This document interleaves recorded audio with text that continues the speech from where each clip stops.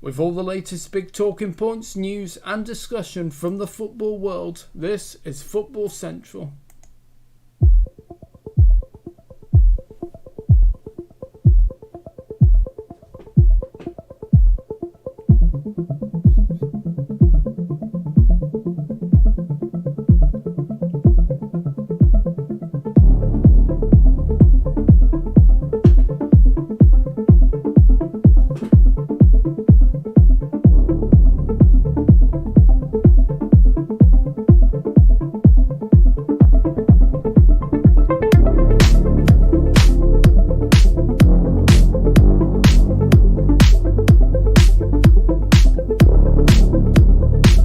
And go. Hello everybody and welcome to Football Central. Yes, don't worry, your clocks haven't gone back in time 24 hours. We are 24 hours later than usual. Down to my fault. Had some work to do. But we are here for a Friday night special. I say we, it's just two of us. I'm Sam Taylor. Good evening, and with me tonight is your host, Mr. TubeMix. Thank you very much, Sam. I'm good, thank you. Good. Yeah, glad you're doing okay, buddy. We are here to do your football roundup for last weekend's games. Wow, that's the thing we're doing now on Friday. It's almost a week ago. In fact, it is a week ago because there was a game on last Friday, I believe. So we are here to do the roundup. Also, we'll be looking at European adventures or lack of them if he names Leicester City. Because that was a shame, that wasn't it? Out the Europa League. They didn't play very well, though. Well, I watched the game. I actually watched that game instead of the United one, thinking it was more poised. But call me a false Man United fan if you want. Anyway, so yes, we are here, and we'll be looking at predictions and also how the European leagues, I should say, with the Champions League and Europa League are lining up. Now we go into the last 16 of that competition, with now the first legs have been played in the Champions League, we are here for the next however long. JLIWheels is currently not with us. We know what he's like. He does like to make the odd late appearance, mainly from the substitute bench where he spends most of his time. Anyway, but enough about him. He's not here, so it's not relevant. Anyway, without further ado, because we are, hang on, just check, we are an hour and 45 minutes pretty much overdue. Without further ado, I'll pass you over to Mr. TubeMix. After, of course, I say please do get in touch. Any questions, any comments about what we're talking about, life in general, the lifting of lockdown, anything really, just get in touch. I'm sure Mr. TubeMix will read out the comments if he remembers. I'll be keeping an eye on them. But anyway, you need both eyes on them, mate. Anyway, without further ado, I'll pass over to Mr. TubeMix, who is your host for the evening. Right, thank you very much, Sam. So we start in the Premier League. There was a game Friday the 19th of February. As Sam said, and he was right, it finished Wolverhampton Wanderers 1, Leeds United 0. But unfortunately for the teams, well, it was an own goal. Meslier for Leeds United in the 64th minute. And yeah, it's a shame for they must really gutting for Leeds, and Patrick Bamford was particularly gutted in in his tweet after the game. So yes, it's a shame, but that's how it goes sometimes. Funny side Leeds, aren't they? Your classic. I know they don't play. They play in a very unconventional way with the way they press and the way they play. But they are your definition of a mid-table side, aren't they? They can absolutely hammer teams one week and do really heavily the next. You know, and my point illustrated. I know they didn't lose heavily against Wolves, but then they come back and beat Southampton 3-0 on Tuesday night, which will be a game that we will cover. So yes, Leeds fans, we will be covering you twice. Yeah, they're a very up and down side, Leeds. And I love the way they play. But we've said this a few times on this show. Well, I think the fact that they are so open does leave them exposed, and they either dominate games or get overrun. Yeah. Not that teams outrun them. I just mean nobody outruns them, but I just mean in the way they play. So it's either they give all or nothing with no middle ground, and the results show that. However, they are great entertainment, and I put my hands up and I say that as a Man United fan. I think Marcelo Bielsa is brilliant. I think it's amazing that, no disrespect to Leeds, but they got him in the Championship because, you know, he's a highly rated coach. Just because he's so good, he's managed Argentina, and let me make no mistake, Leeds United are a massive club. I just mean, you know, the wonderful Premiership sides at the time with Smith around for him, but yeah, he's certainly different in his approaches, as we've seen at times in the Championship with the Spygate incident.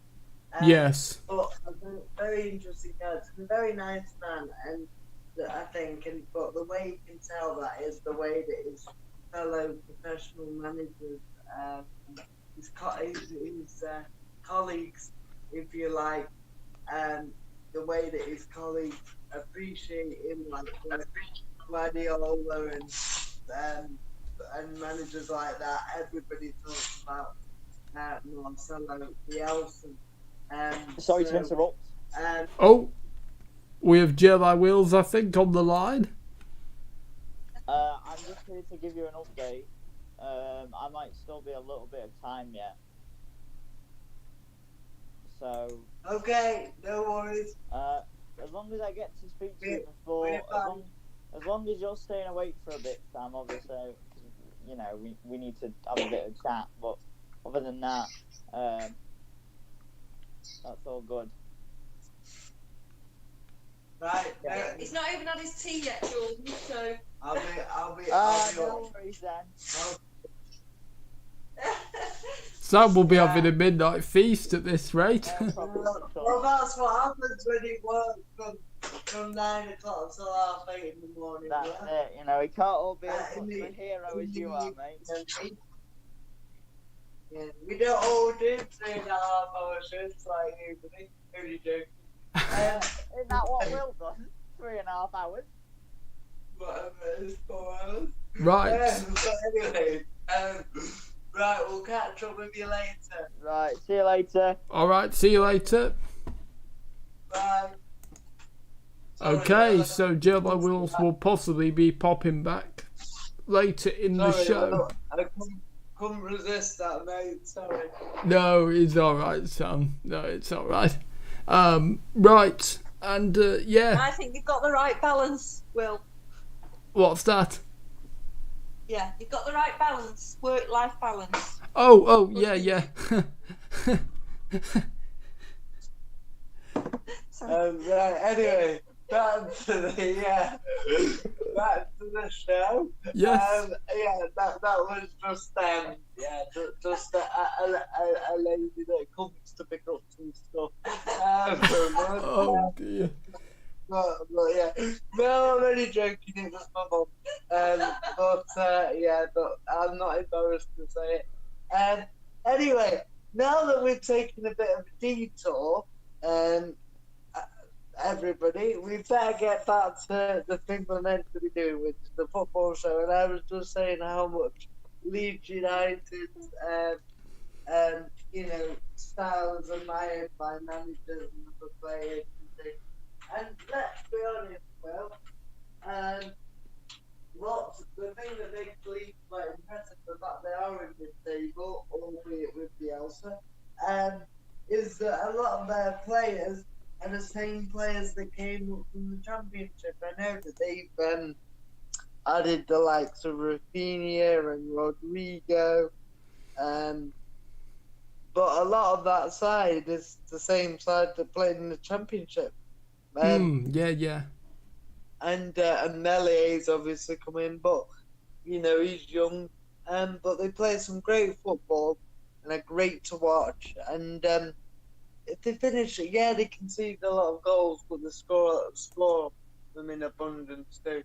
And normally, if you concede the amount of goals Leeds concede when you first come up, you're going to be in trouble. But they're so attacking that they balance that out, and that's why they're mid-table.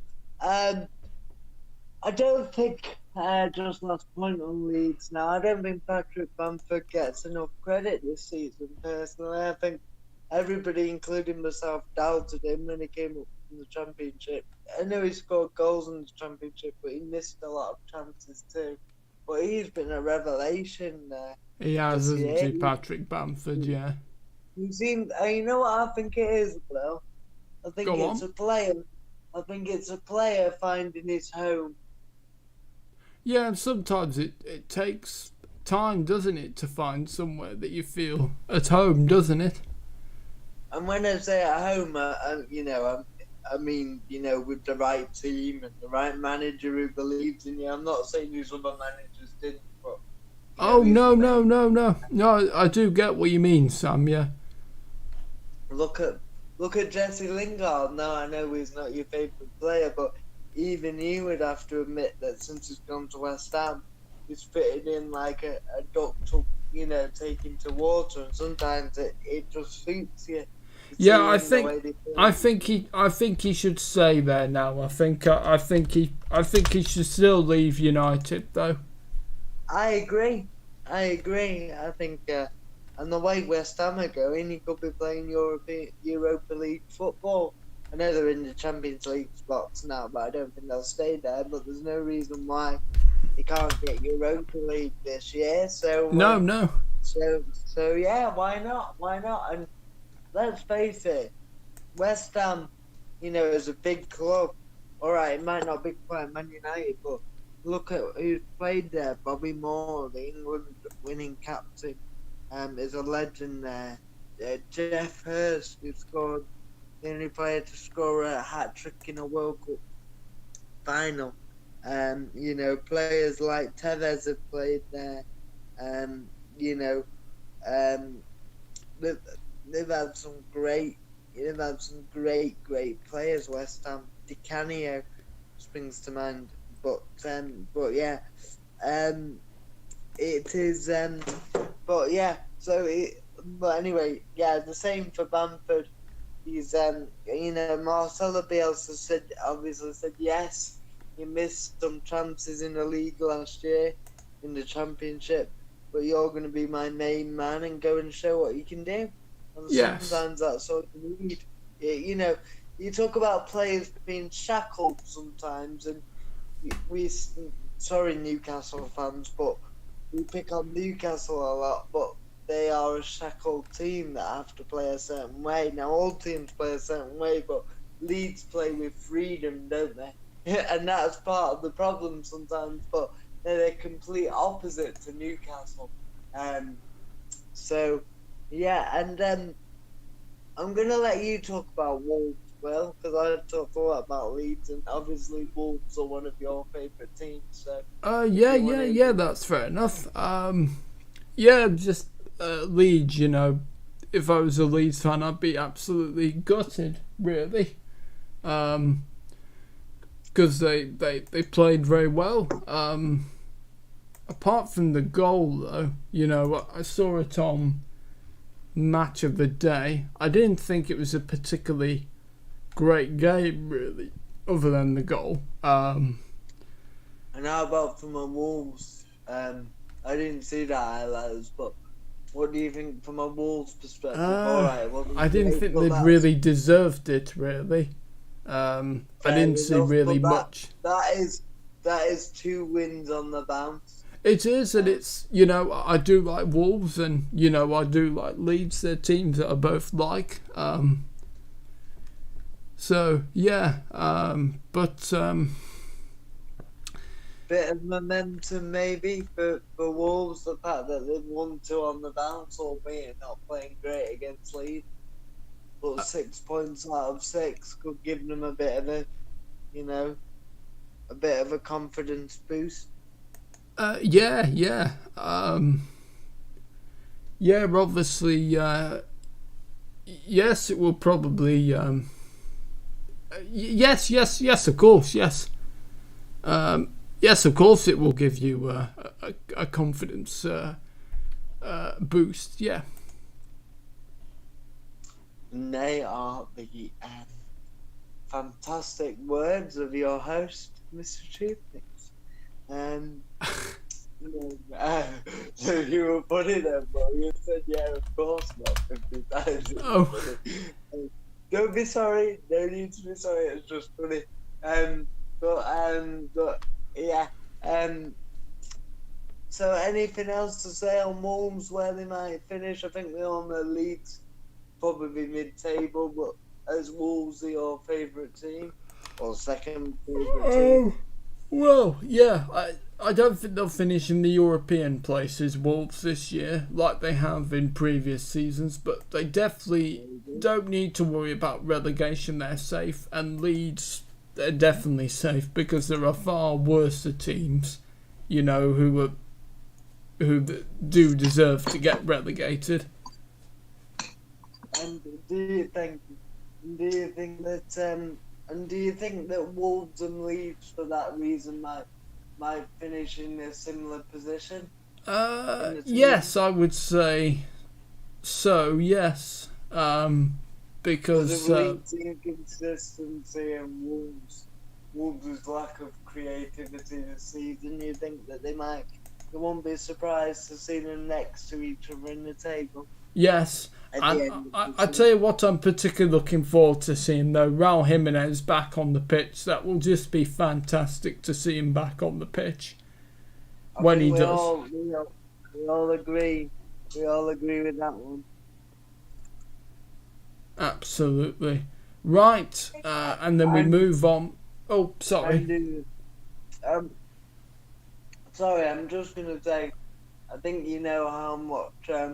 you realise how much there's no doubt that Wolves have been below par anyway, but you see how much they do miss his goals. And Jimenez, you know, and the even lad could play up front for Man United. You know, he's that good, or even a Real Madrid would do a job because he's a goal scorer.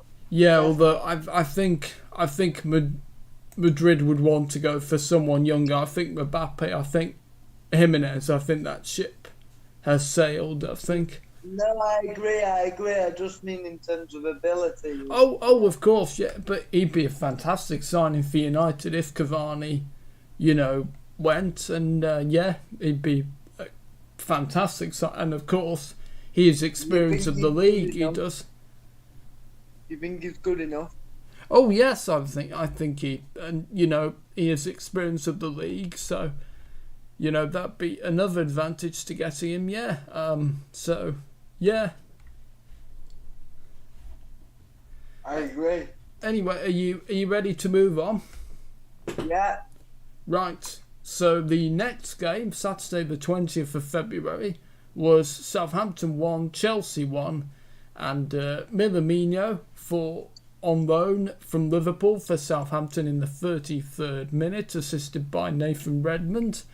And then Mason Mount rescued a point for Chelsea in the 54th minute, and it continues their run of under Thomas Tuchel, which is quite good. They've not lost yet, so yeah, they seem to be doing quite solidly. Yeah, solid the word. They've not been spectacular, Chelsea, but to be fair to Tuchel and the players, when a manager comes in mid-season, and with all the changes Chelsea have had in terms of transfers and brought in, it's very difficult.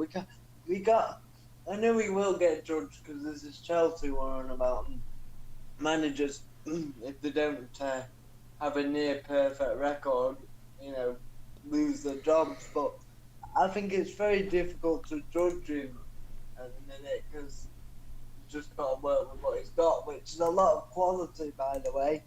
But what I like about Chelsea is they're sort of going under the radar at the minute. They're going about the business. Yes. In the league and in the Champions League, obviously. Yes. Excuse me. But they're not playing spectacularly, but they're still getting results, and that's a good sign. Because if you start playing better, then you think you get even better results.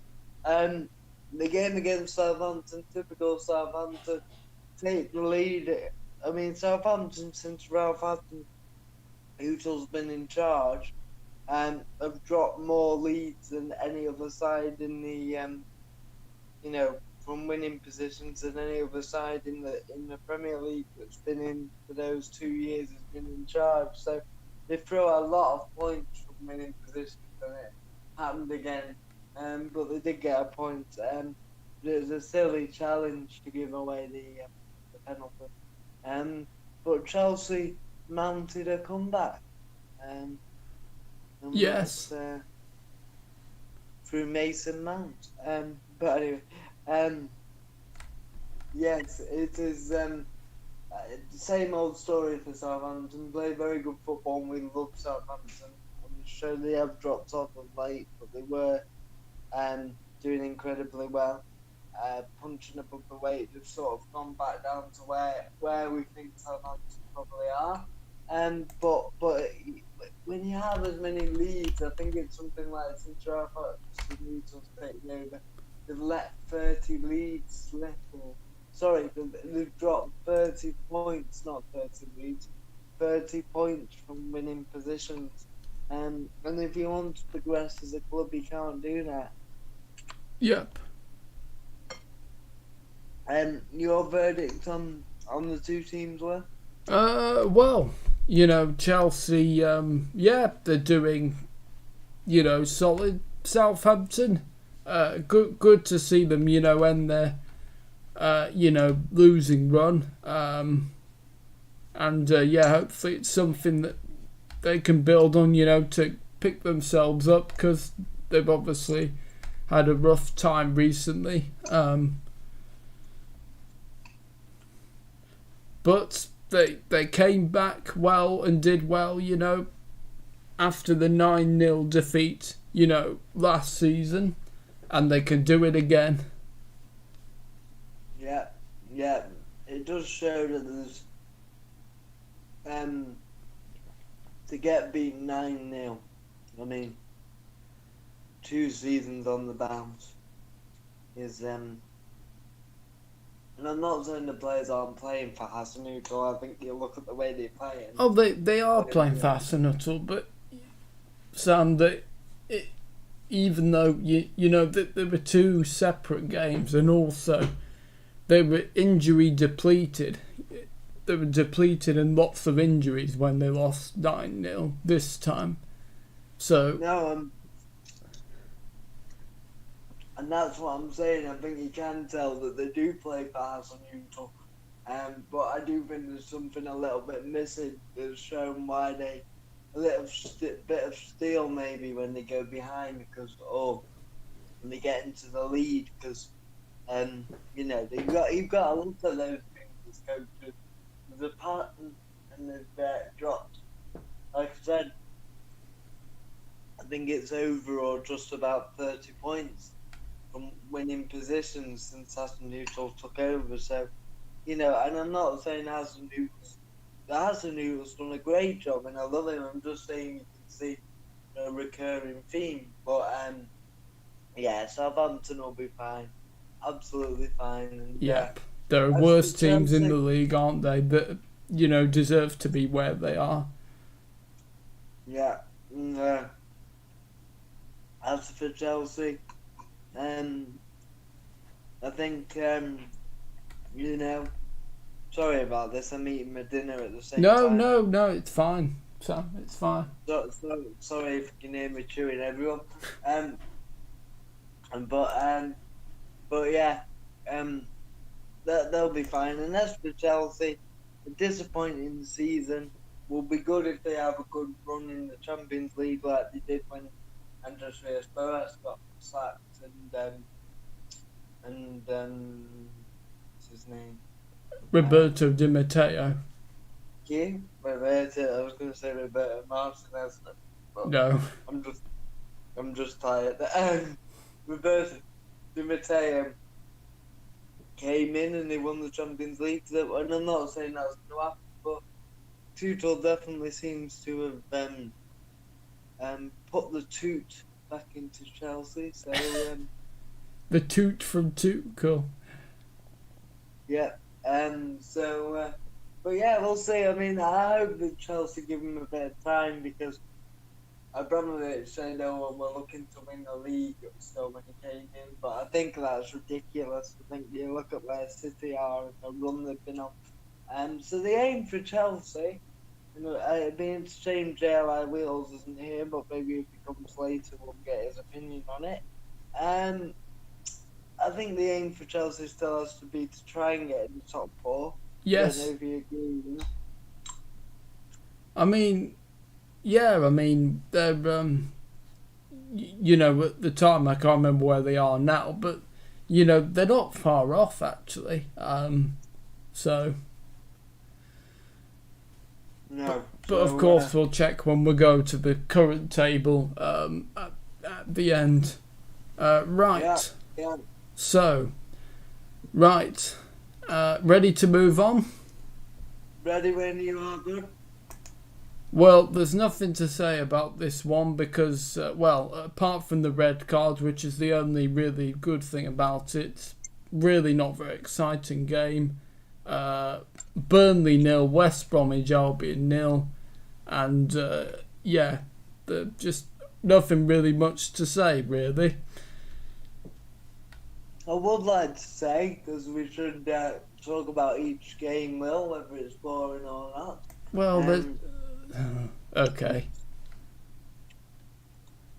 Just because it's West Brom, if it was United 0, you'd still want to talk about it. So let's crack into it. We might have some very avid West Brom and Burnley fans that have been waiting all week for us to talk about their teams. So I think Burnley have found real solid form. You know, yeah, Burnley had picked up actually. Well, West Brom the home team? No, Burnley were the home team. So it was at Turf Moor. They'll be disappointed not to win, but Burnley being at home. But a good point. Still, you know, they've been on a solid run and pulled themselves. I wouldn't say clear of danger, but they've been on a good run to put themselves in a very good position. And in my opinion, there's no way that Burnley will get relegated. No, Burnley won't get relegated, yeah. They're too wise and too experienced in that area of the league to get relegated for me. Although... for West Brom, go on. Although, you know, I've seen Nick Pope linked with a move. If Nick Pope went, actually...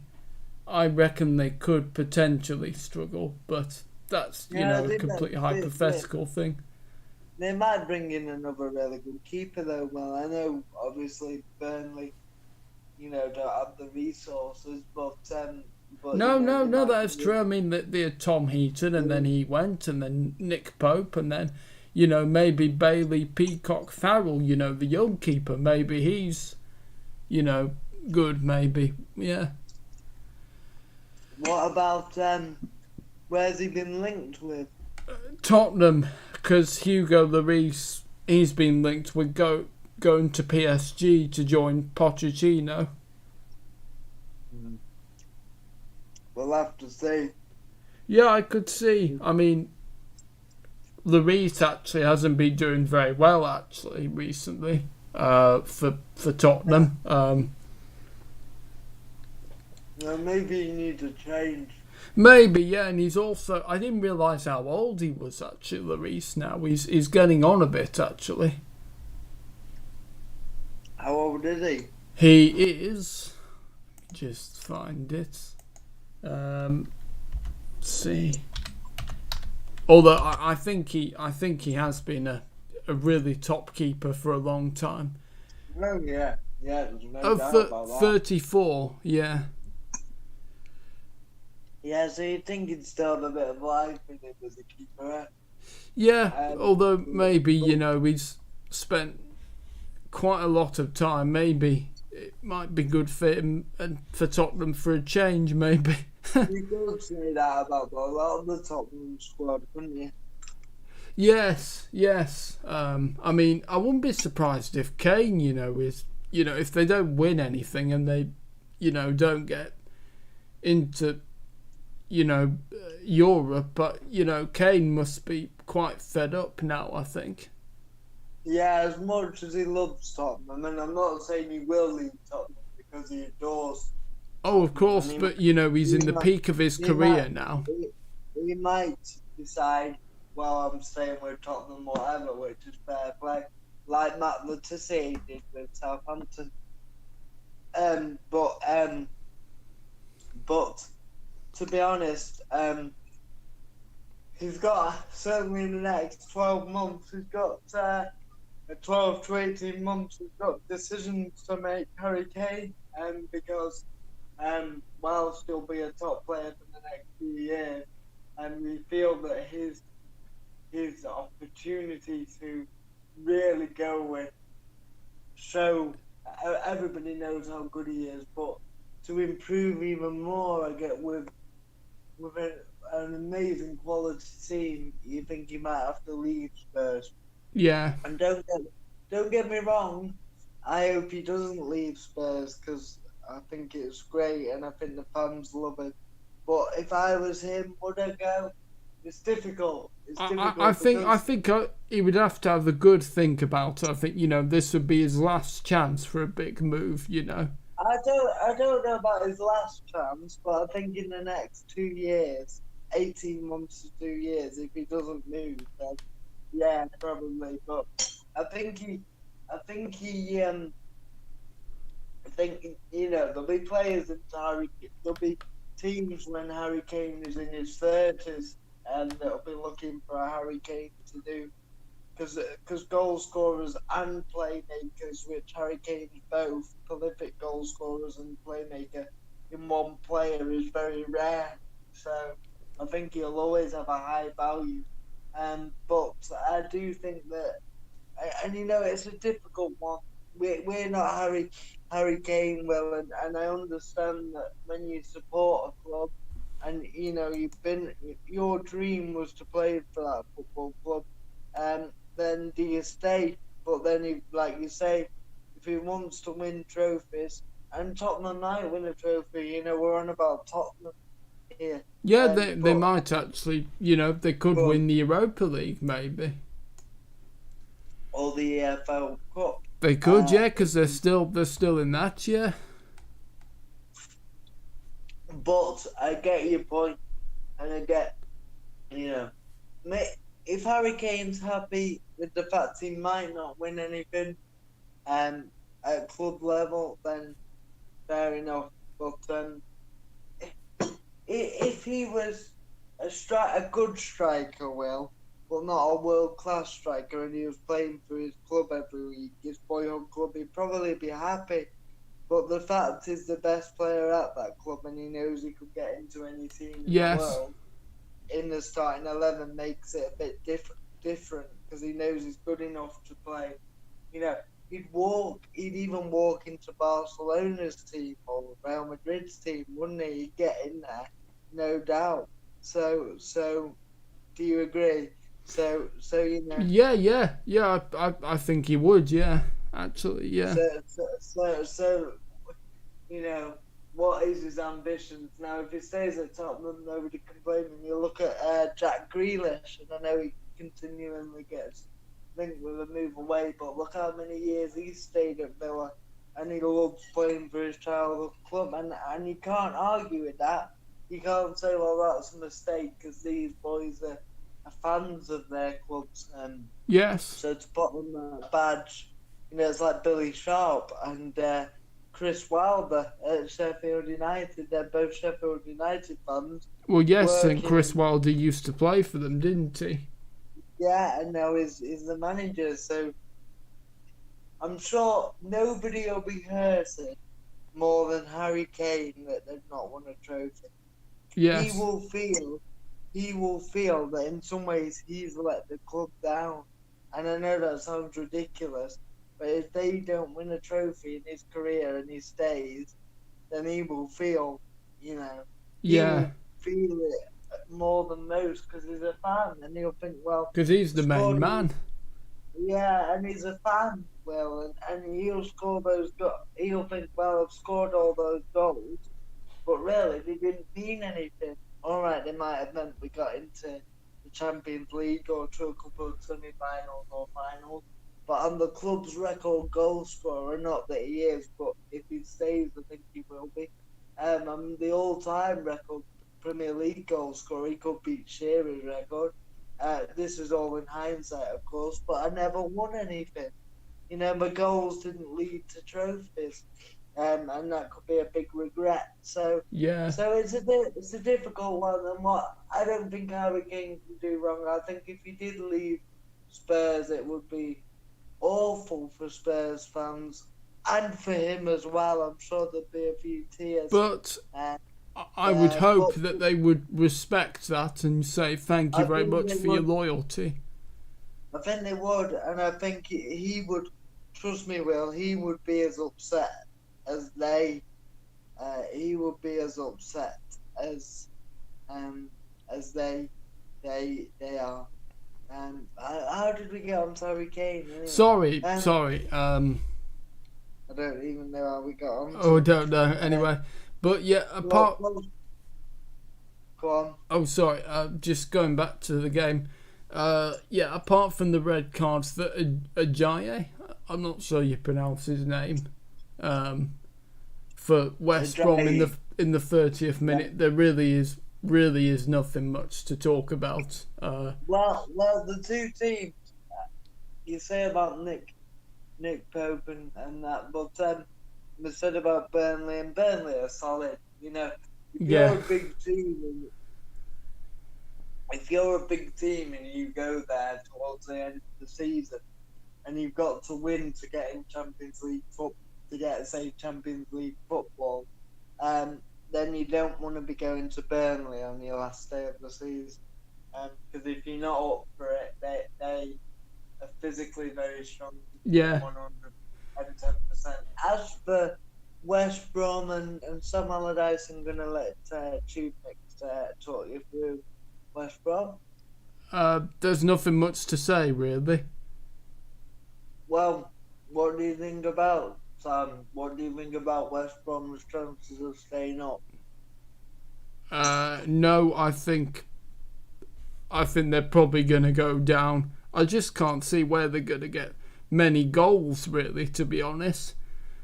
I agree. You know, you think of Solomon Rondon, you know, who was a great player for West Brom.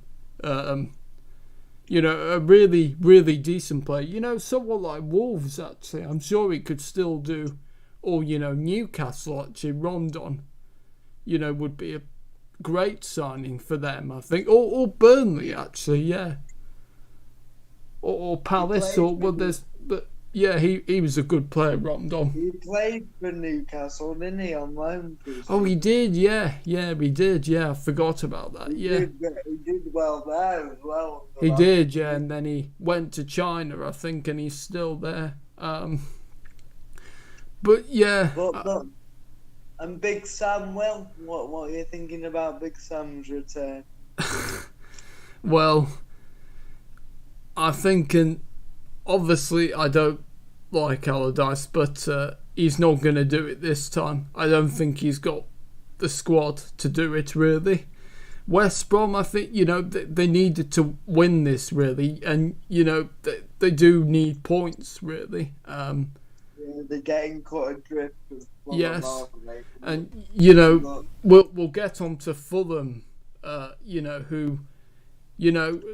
at the bottom three, but, they're they're doing quite well, actually, Fulham. Yeah, showing signs of life is what I'd say. They are, and, they've got some fantastic players, the likes of Lukum and Mitrovic.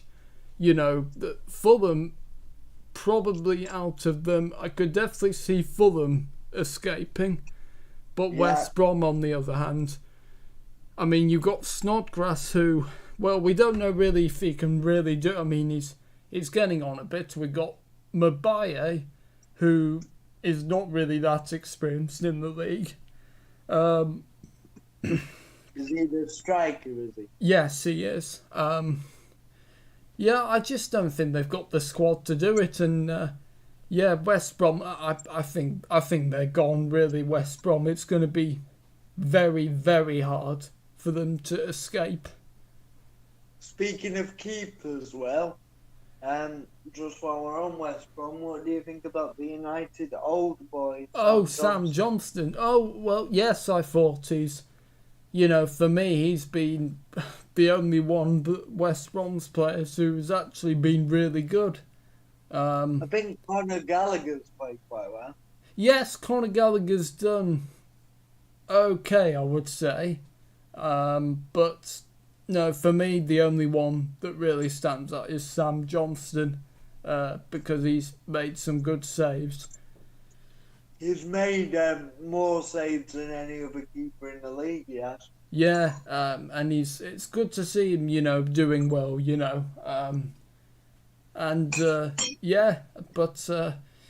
West Brom, it's gonna be very hard to stay up now. It's a massive, massive job, and I can't see them doing it now. Sam Allardyce at let me think. Sam Allardyce at Leeds if Bielsa goes. If Bielsa goes, well, I don't think he will go. No, well, I just meant, how about Big Sam at United, Will? Absolutely no chance. I'd stop supporting them, I would. Would you? Yes. The guy plays the most boring style of football known to man, and it gets results, though. Can you really see Sam Allardyce in the Champions League? You must be having a laugh if you can. Here's Big Sam in the Champions League. Here come the champions. You must be having a laugh if you think he could do well at United. How about, so, just quickly then, if you don't like Sam Allardyce... Why can't he just retire? Why can't he just finally retire? Well, if you don't like him, do you not like him as a person either, Will? Well, yeah, I don't like him as a person. I also don't like his style of football. So I don't like anything about him. So, okay, you don't like Sam Allardyce. What would you say, about the personality, and I'm not on about the style of football yet, of Tony Pulis, the personality? Do you like Tony Pulis as a person, even if his football's not great? Well, not really much of a personality, just dull football, dull personality. I don't think Tony Pulis has got a dull personality. well, it amazes me that Sky have got him as a pundit. He's quite good, actually. I quite like him. But probably as He's good better as than- using. They might as well use a vacuum cleaner. There's probably more life in him. Is that okay? Well, is better than Tim Sherwood? Yeah, well, Tim Sherwood is, obviously did very well for Blackburn as a player, but not the greatest pundit, because I've seen him on BN Sports when I've been on holiday, and not great. Anyway. Okay, so we'll just one more, Will, because I like this game. Oh, God. You can be honest, and I'm not doing this to wind you up. I just like to get your opinion. And I know the viewers like a bit of a change. Like sometimes we do the quiz, don't we, and stuff. Yes, so yeah. If you don't mind, what do you think about personality-wise of Ian Holloway? Ian Holloway. Well, when he was at Palace, I was out of football. And mainly he's been in the Championship, which I've not really seen, really. Do you know what he's like, Ian Holloway? Ian Holloway. He's a very nice guy. Got lots of personality. Ian Holloway. I can't picture him. Whoa, you can't picture Ian Holloway, the guy that led Blackpool to their first ever Premier League season and played some great football. But I know you were out. I was out of football then, Sam. No, I know you were. But surely you must have still know what Ian Holloway looks like. I'm just looking at it. I obviously know his name and stuff. It doesn't. Oh, he looks like Paul Daniels actually a bit. Okay. Well, that's a new one for me here on Football Central. Ian Holloway, what a legend, great guy, and we'll never forget what he did in Blackpool in that Premier League season. I know they ended up getting relegated, but he got relegated with 38 points. How long is that? Wow. I mean Ian Holloway. No, I don't think I've actually seen him before. I'm pretty sure. Oh, I'll send you some clips of Ian Holloway. Oh, right. Neil Warnock, though, if you're interested with a manager I do like who doesn't play the greatest style of football, but as a personality, Neil Warnock, what a guy. What a great fella he is. I just like the way he's always so upbeat and positive. Yes, and the one thing. What's that? Sorry. Neil Warnock is a breath of fresh air.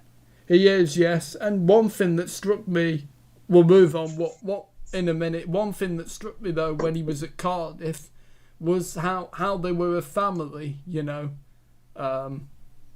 That they felt they were like it was almost a family, between the manager, his coaching staff and the players, which was fantastic, I thought.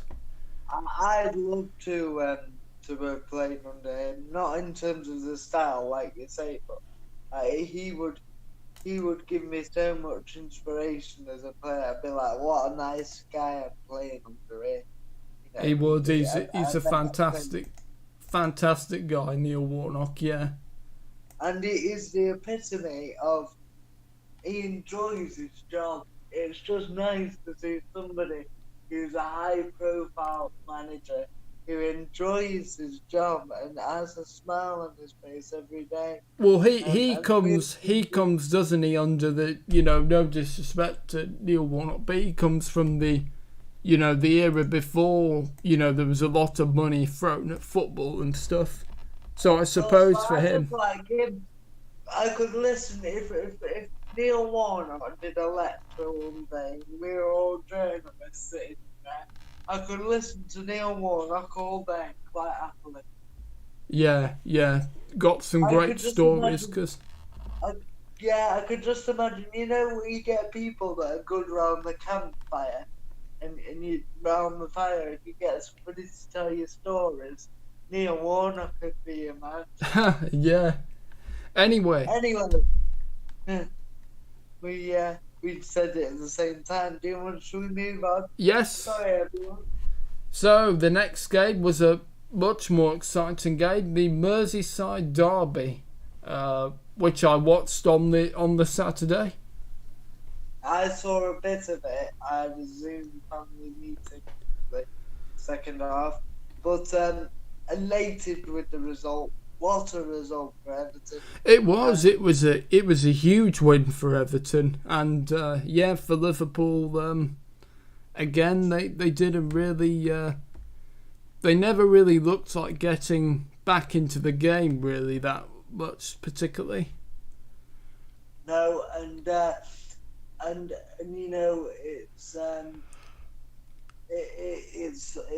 what a game for Everton. I know Will. So my carer, person that helps me. Yeah. He's a massive Everton fan. And I can tell you I've lost count of how many conversations we've had where he said, I'd just love it if we could beat Liverpool at Anfield just once, because it's been like 25 years since they've done it. Yeah. And he was over the moon. He was jumping up and down in his living room. Apparently. So, the only gutting thing that he would have, of course, said probably was the fans were not there to see it. Yes, absolutely. Which is a shame, but in the stadium or not, I bet if you work in Liverpool and you've had could you imagine if you worked in Liverpool and you've had all your loads of friends who are Liverpool mates, who are Liverpool fans that you've had to work with, and you're an Everton fan, and every time they play in the derby, most times anyway, whether it's at Goodison or Anfield, they've not beaten Liverpool at Goodison since 1999. So can you imagine?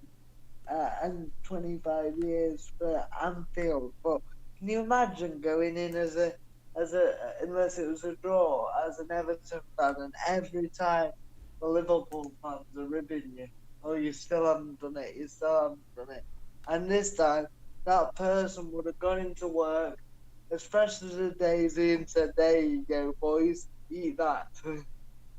So you can just picture it, because the pain they've been through, especially with seeing Liverpool win the league. Because I suppose the one thing Everton fans could have said up until the summer was Leicester City 1, Liverpool 0. But now they can't even say that in terms of league titles. So the fact that they'd lost, I know the fact that Liverpool had won the league, Hall was gutted, because he always said that was the one thing he clung on to, the fact they hadn't won the Premier League. It was probably good that the fans weren't there though, because there would have been probably I could see there being quite a lot of angry incidents actually, given the the rivalry. But Paul said that was something, the fact that Liverpool hadn't won the league was something they held on to, but now at least they've beaten them. So I think it was an ecstatic day for Everton fans. I think because of course Liverpool and Everton's home was Anfield before it was Liverpool's. So amazing little stat that is. But yeah, it's all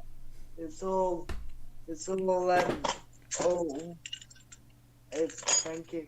It's all amazing for Everton, and forget for a minute Liverpool have been out of ball. Good on Everton, really good on Everton. Yes. Right. Okay. And Rodriguez's pass for Richarlison's goal was brilliant.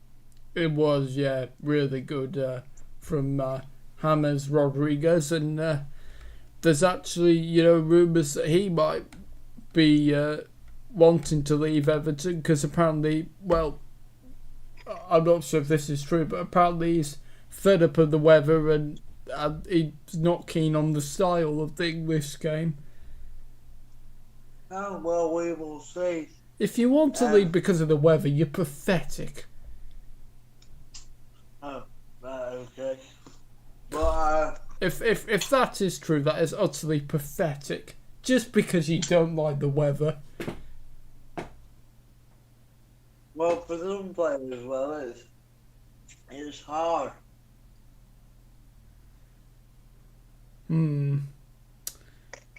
But I'd just like to ask you, from a Liverpool perspective, as happy as we all are for everything, apart from Liverpool fans, what do you reckon from a Liverpool perspective? Well,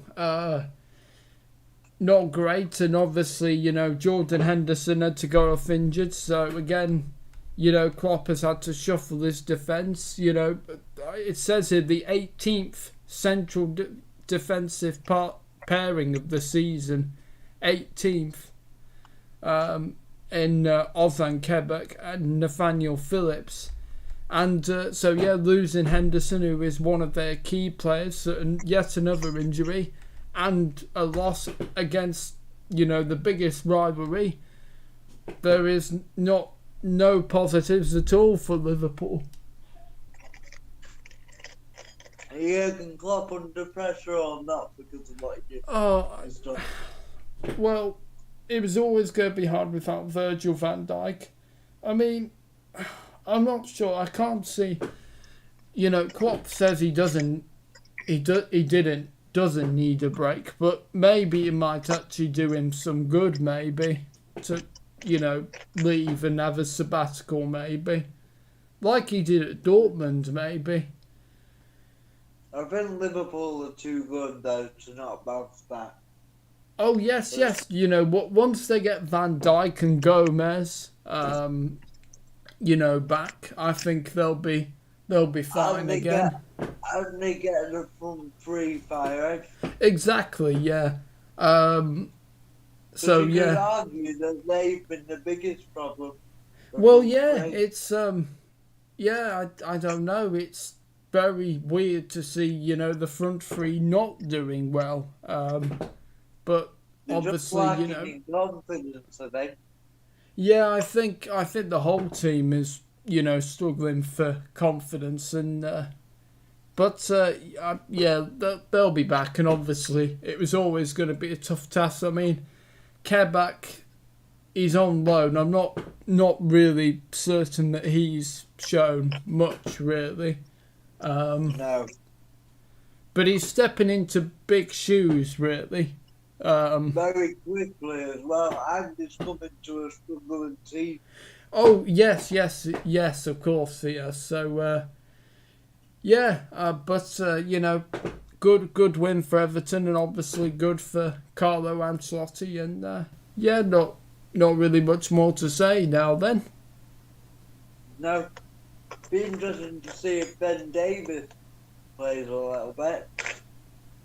Ben Davies? Yeah, they signed him from Preston.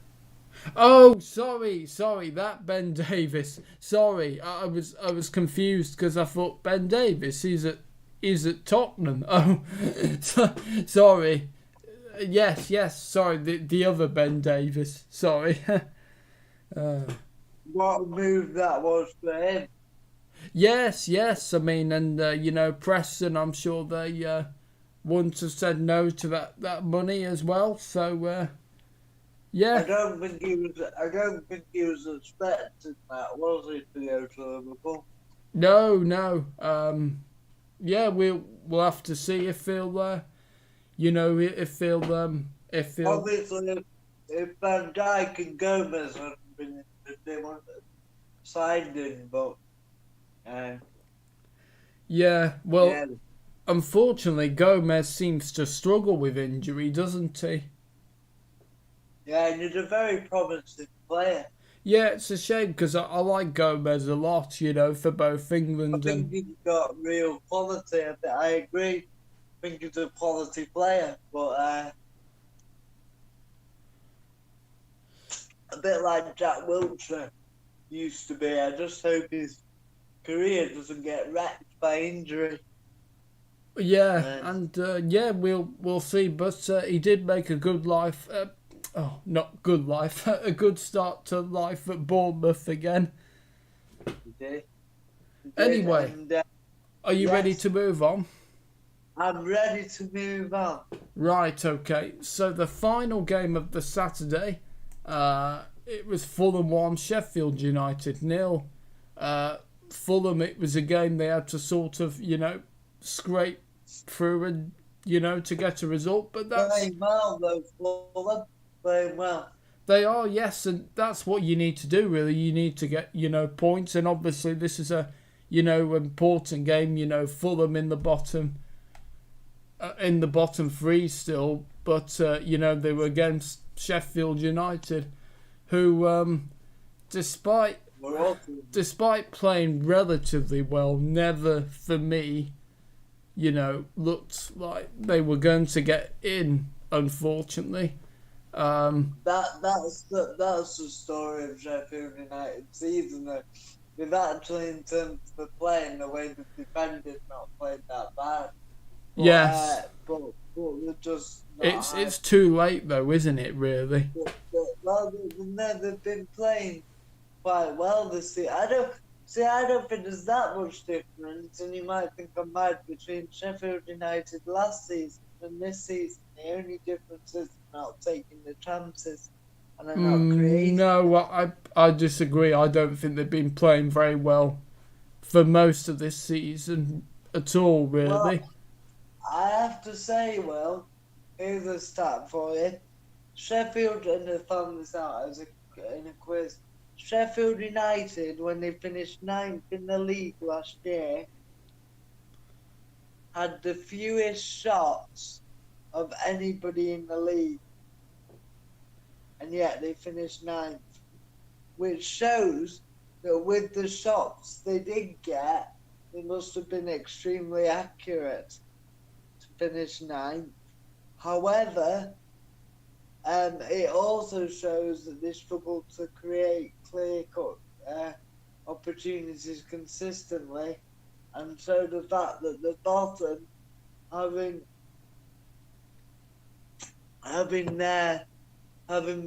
had the fewest shots in the league as well as they played defensively last year, you wouldn't have thought for a team to finish 9th and be challenging for the European places right at the end of the season. Would have had the fewest shots in the league, would you? No. Do you see my point, though? It shows that they obviously had a problem in that department last year, but they were extremely accurate. Yes. And how many games did Sheffield United play last year and win 1-0? Loads of them. Do I can't remember, mate, because last season seems like a lifetime ago now. I don't know the figures either, but I'm saying they won a lot of games 1-0 last year, didn't they? And now Can't remember. I'd have to take your word for it, mate. And now they're losing a lot of games 1-0. So that margin is very fine when you're winning 1-0 to losing. So there's actually not a big difference, but it's just big enough that they're struggling. But yeah, I agree. I am glad they haven't sacked Chris Wilder. But also they've lost, a lot of players to injury. Chris Basham limped off at this game, after 51 minutes. And Jack O'Connell's been missing for ages. Yes, and John Egan is out, again. And Ampadu, Ethan Ampadu, he was into defence, but he made a mistake.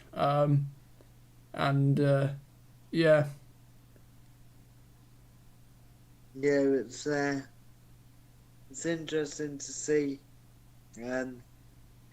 what might happen, but with them, but they punched above the weight last year, didn't they? They did, So, yeah. It was always going to be hard to, do it again.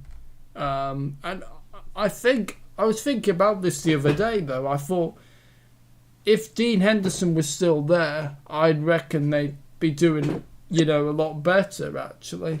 So I do think they are missing Dean Henderson. Yeah, I don't think they would have done as well as last year, but I do think they might have a better chance of surviving. And I'm not been that convinced by Ramsdale, I have to say. Because Ramsdale did well for Bournemouth, even though, they went down. Maybe his confidence is low because he's been in two teams now that have been in the bottom three. So yeah, very unlucky, really, for Ramsdale, yeah. Yeah, he probably feels that his Premier League time has all been spent in, clubs that have been relegated. I knew he was at Bournemouth while they were in the Premier League for a couple of years, but he wasn't playing consistently. So No. He probably feels he can't get a good break at the minute, but when I say a good break, I don't mean a rest. Oh, yes. No. Yeah, I do. Yes. So I do get what you mean, yeah. Yeah, but Sheffield United, they keep fighting. You can never question theirs. Well, yes. Yes, they're definitely fighting, but, Sam, you must admit that, it's... I know it's not mathematically impossible, but, it's going to be extremely hard. I really don't think they're going to stay up now. No, I think it's... To be fair, though, I agree. I think it's that was a game they needed to win as well, really. Yeah, I think it's going to be extremely hard, and that pains me. That really does, because I like Sheffield. But I'm glad they've stuck with Chris Wilder, and he's another man I like. I like his honesty. Yes. He doesn't shirk a question. No. He'll say it. But as for Scott Parker and Fulham, I've said a lot about Sheffield United, so I'll let you have a little say on Fulham. Well, Fulham, until they got the goal, it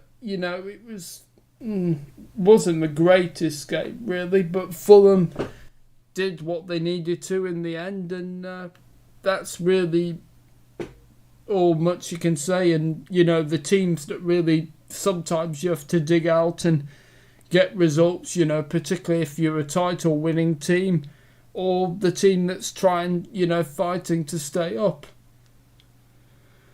I think what he could say is that they're defending a lot better now than they were at the start of the season. They are. Scott Parker's made them tighten up, which, they did. They did need to tighten up. Otherwise, if they didn't, it would have been like Fulham when they were last in the Premier League prior to, this. Yeah, prior to this season, yeah. Right, Yeah, are you ready to move on now? Yes. Right, so we move on to Sunday the 21st of February, and it was a London derby. I watched this one. West Ham United 2, Tottenham Hotspur 1.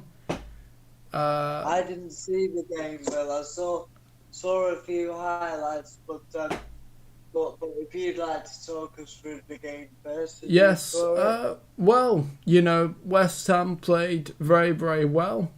Tottenham didn't, I don't think, really played that well at all, really, and didn't really deserve They're to a win. bit unlucky. They were a bit unlucky when the second half Tottenham with Bale Yeah, hitting well, the bar. they did play better in the second half, but they never really looked like particularly, you know, they never looked particularly like they were going to come back and, you know, win it. And West Ham deserved it, they did, because they were very, very good and very, very clinical. So, yeah.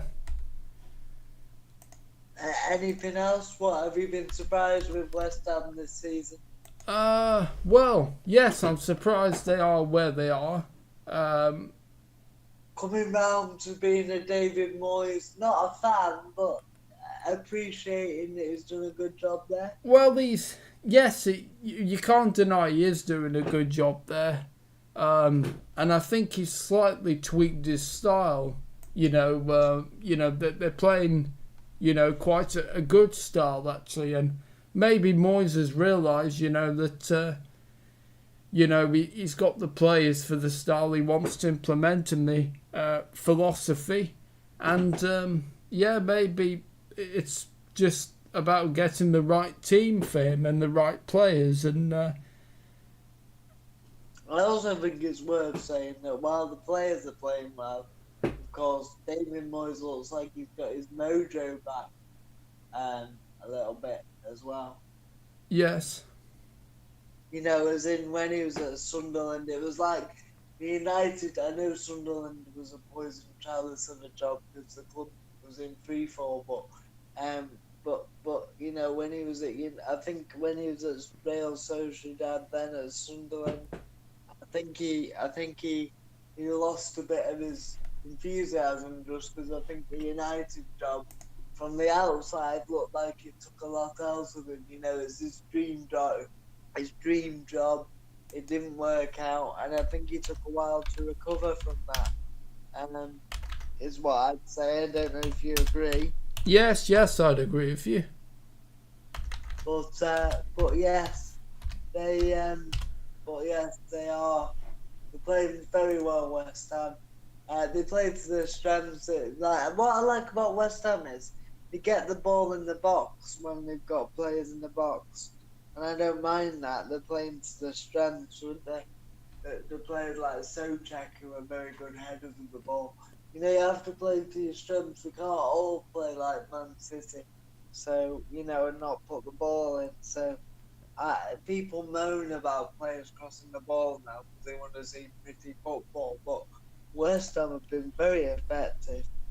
Yes. And one of my dad's colleagues he works with, he's a West Ham fan, and he's a very happy Hammer. Oh, yes, of course, yes. At the moment, he's certainly on cloud 9 with the bubbles at the moment. Yes. Let's just hope the bubble doesn't burst. Yes. But yes, very, very good for West Ham. For Tottenham did look a bit unlucky in the second half. They had some good chances, and they could have very easily got back into the game. You think there's just signs of life from Gareth Bale? Will you look at his performances recently? Yes, I mean obviously he's doing quite well. I still think though he's probably still going to struggle though to get into the team. I think to start. Because Son, you're not going to take Son out and you're not going to take Kane out, and Lamella actually is doing quite well at the moment. And Moira actually. If you're going to play Lamella in front of Bale, I agree, you have to have Son and Kane in there that's sort of overtaking it, but a front three of Son, Kane and Bale, I mean, that's what Tottenham fans are crying out for. Well, yeah, although we shouldn't get too carried away though, because you know, I can just see Bale getting injured again or something. No, but he's showing, again, we don't see his attitude in training, and I don't know if you've seen the rumours that he's not been training properly or with full intent. Don't know if you've seen that. Yes, I've seen that, yeah. But it definitely looks like he's showing signs that the old Gareth, not really the old Gareth Bale, but the quality he's got is starting to show. Because there's no doubt, even you would say Gareth Bale's got quality, though.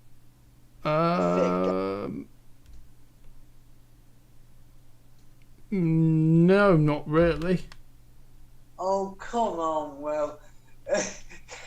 Used to, yes. Yeah, but you don't lose that quality, yeah?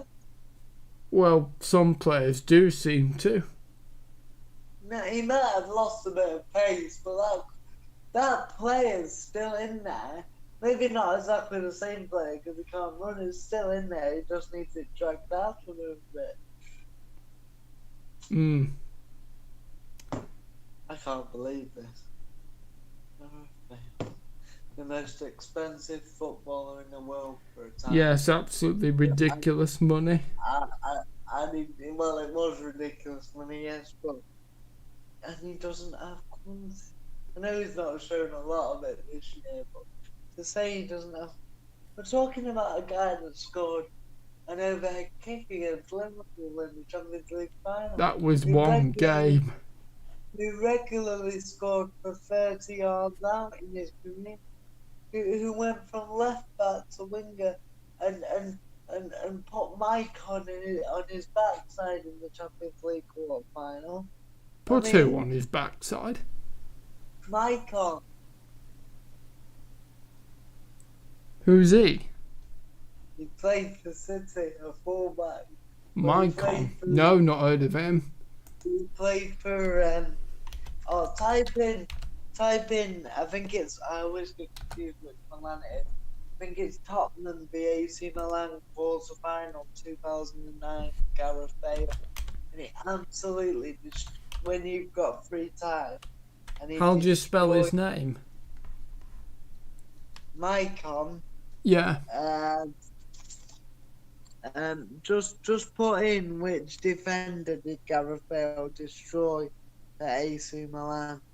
Oh, right, okay. I wonder if... Against AC Milan. Or was it Inter Milan? I can't remember. Right.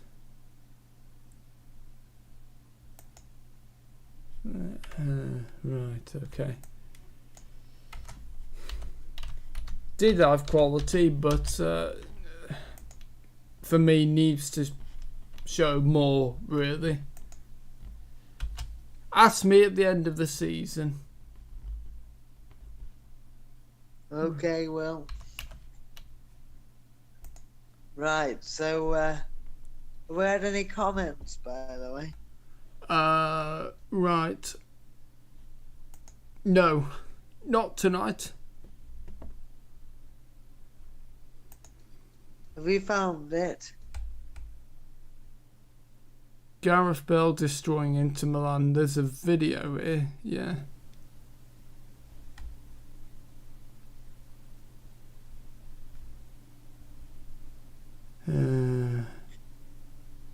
Right.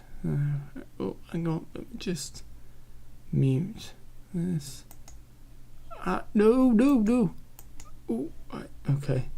Right, let me just mute this. Right. Let me just...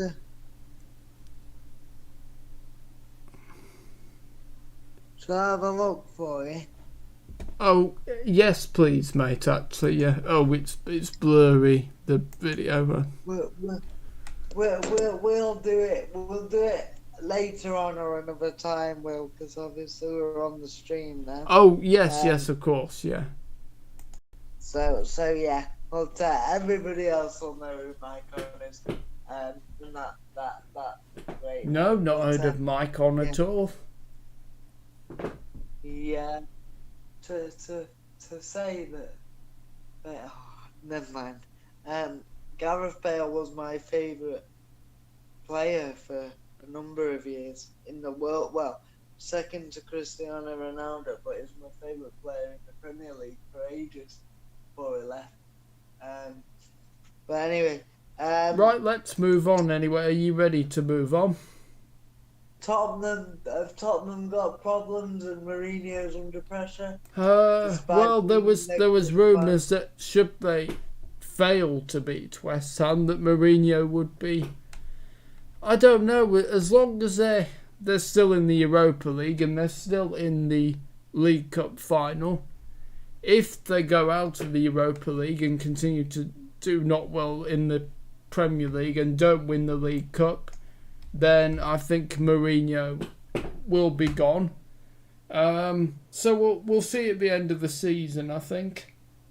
If they don't win anything and they don't... I'd get rid of him now. How are we getting on? I think we have JLIWheels back on the line. I'd get rid of Mourinho now. Mate, you're right. Yeah. I'm literally doing one more thing that might take me like 10-15 minutes and then I'm good to be on. Okay. Yeah, we might be finished with the show, but we can have a chat anyway. Why? Where are you up to? We are West up Ham. to Tottenham and Just West Ham. Oh yeah.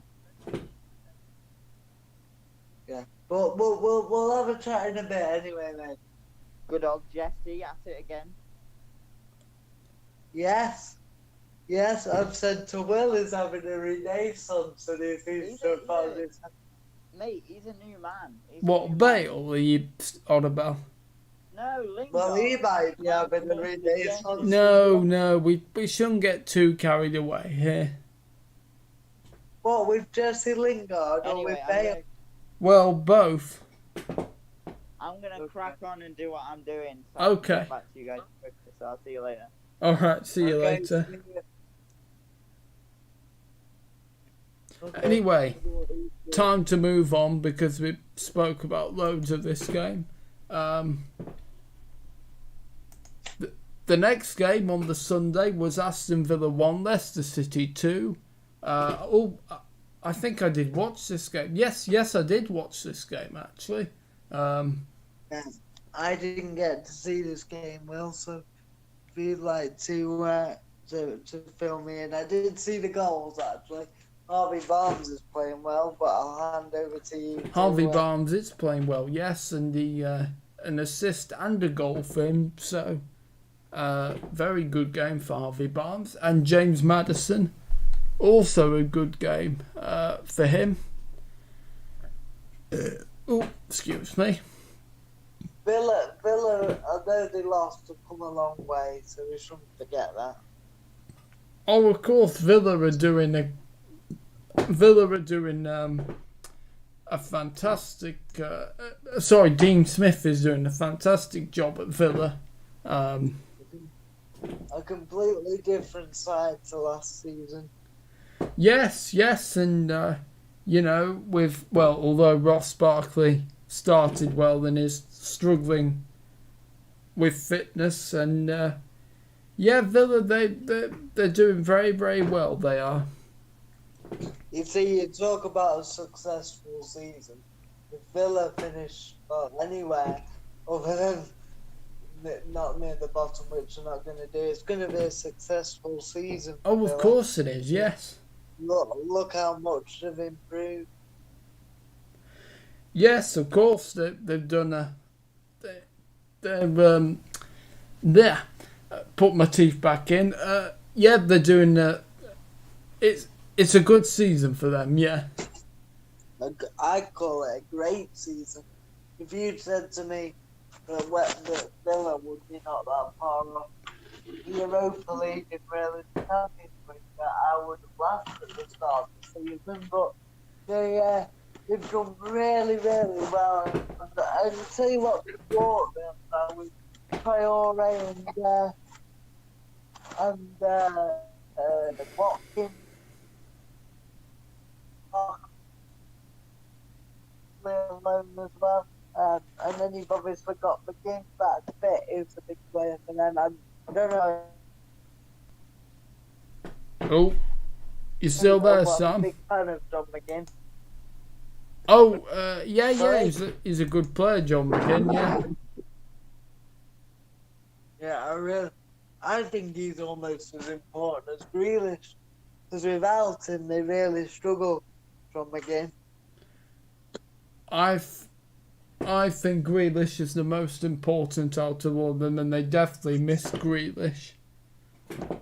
No, I agree, but they do miss McGinn. Oh, they do, play. yes, but out of the two of them, I would argue Grealish is more important for the most miss. Well, Grealish can do something out of nothing. Yes. You know, and another player that is at his home club. Yes, of course, yes. Villa, born and raised. What? And another manager that's at his home club.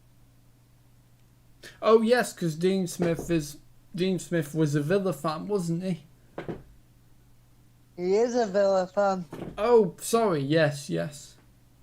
He's not deceased, Will. No, it doesn't necessarily mean he's passed away. He might not be a Villa fan anymore. He is. He's Villa through and through. His dad was a steward at Villa. Oh. Bless him, unfortunately, he passed away of COVID, so, but thinking of you, Mr. Smith. Yeah. Yes. Right, yes, sorry. And yeah, good win for Leicester, and but yeah, Villa were really missing Grealish. Yes. And Grealish is going to be Alright. out for a long time, actually. You alright? Yeah, fine, mate. Just having a stretch. Alright, you're making a lot of noise, that Oh, Will. sorry. So yeah, that definitely. What's wrong with Grealish anyway? Do we know? Oh, he's, well, I'm not quite sure, but he's injured and he's going to be out for quite a long time. Oh, is he? Yes. Oh, that's a shame. He's been playing really well this year. Yes, it is. So, yeah. Anyway, are you ready to move on? And as for Leicester, despite the midweek issues, going well in the league, we do like Leicester for obvious reasons. Yes. Don't we, Will? And James Maddison's a great player. Yes, and Harvey Barnes, yeah, Maddison was taken off, but Rodgers said it was a precaution, and apparently he felt some pain in his hip, and with him having a hip problem last season, obviously doesn't want to aggravate it, so... Are you different players? Are you a bigger Maddison fan or a bigger Grealish fan? Oh, I like them both. I think they're both fantastic players. Could they play together in an England team? I'm just trying to think. Well, Grealish can play as a winger, can't he? On the left, yeah, cutting in, and Maddison could play as an attacking midfielder. As a number 10, yeah. Would you take as a squad player, obviously, but would you take Harvey Barnes to the Yes. I'm getting a bit loud now. Yes, I would. but he wouldn't start for me. He's obviously a starter for Leicester, but for England he wouldn't start. Yeah, but he would certainly... I'm not saying he deserves to be a starter, and I know he's not made any appearances for England, although it wouldn't surprise me when they next announce the squads if he's in the squad or he won't. Yep, it wouldn't surprise me. I put him in the next set of friendlies or whatever, or qualifiers, because I think Gareth should have a look at him. What do you reckon? Yes. Yes, I think he should definitely have a look at him. He deserved his opportunity to prove himself before the Euros.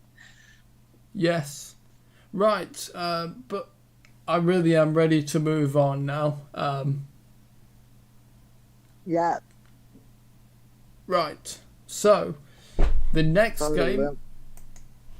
Oh, sorry. Sam, what did you say? I said I'm sorry, because I can tell you were a bit frustrated then. No, it's fine. But I just wanted, to speed up a bit, because obviously there's still a lot, predictions, and there's some other stuff I want to talk about as well, so... Yeah. Right, so, and the other game, I watched this one. Did I watch it? I can't remember, actually. But it finished Arsenal 0, Manchester City 1. Raheem Sterling in the second minute, assisted by Riyad Mahrez.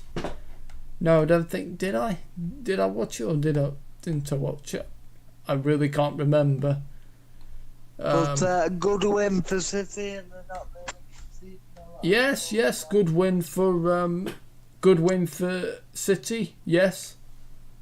Looking ominous and then not scoring a lot of goals, but the fact they're not conceding, I think it's their title to lose now.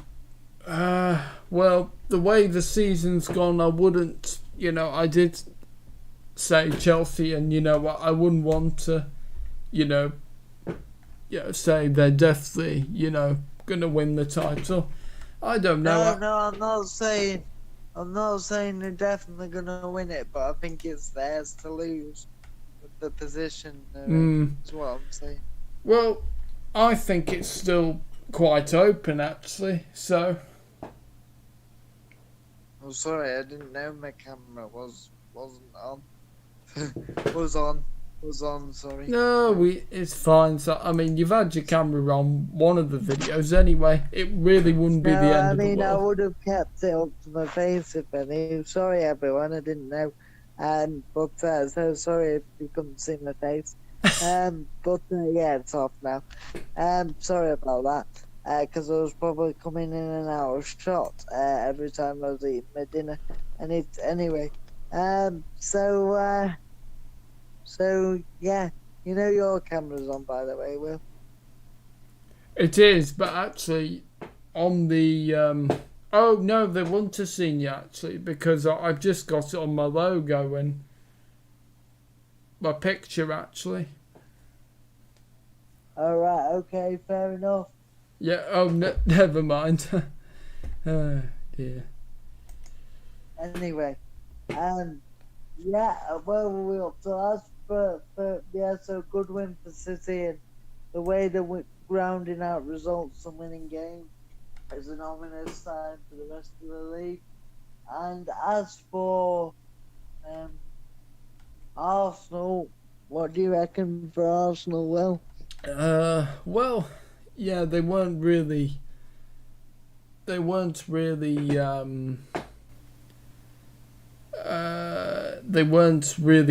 that well, really. And so yeah, they've stalled a bit, haven't they, Arsenal, recently?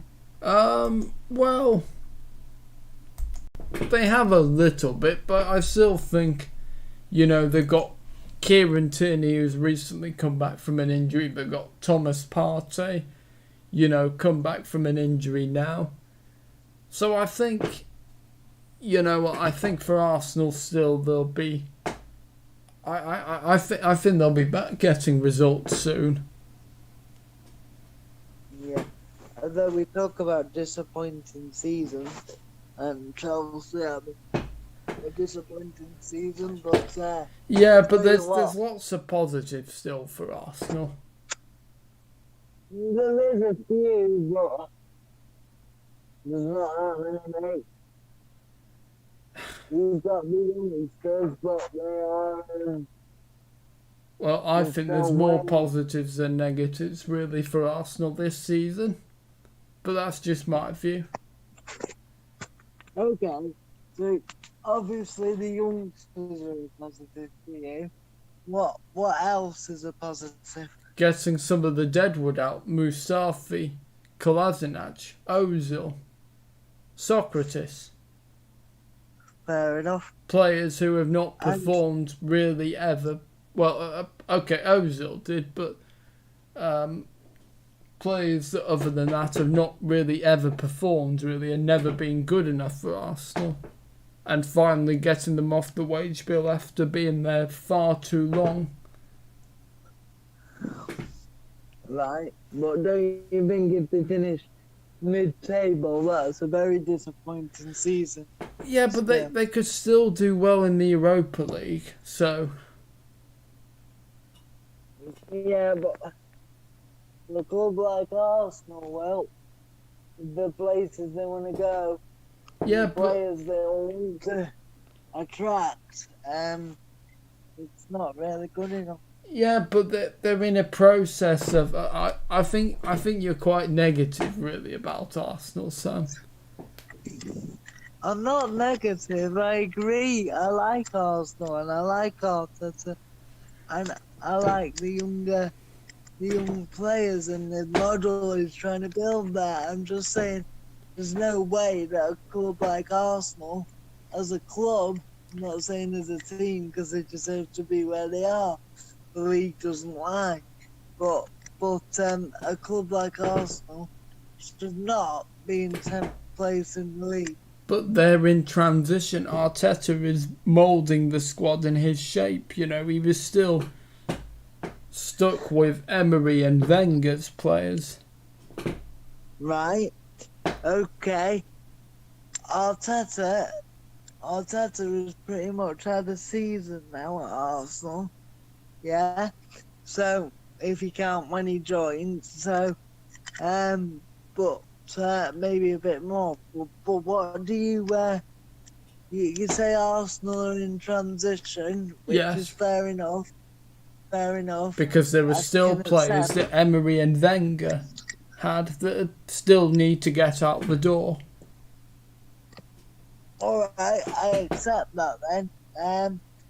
But how about what was the difference then when David Moyes was in charge of Man United and we were in a far better position than Arsenal are now, and you were calling for Moyes' head?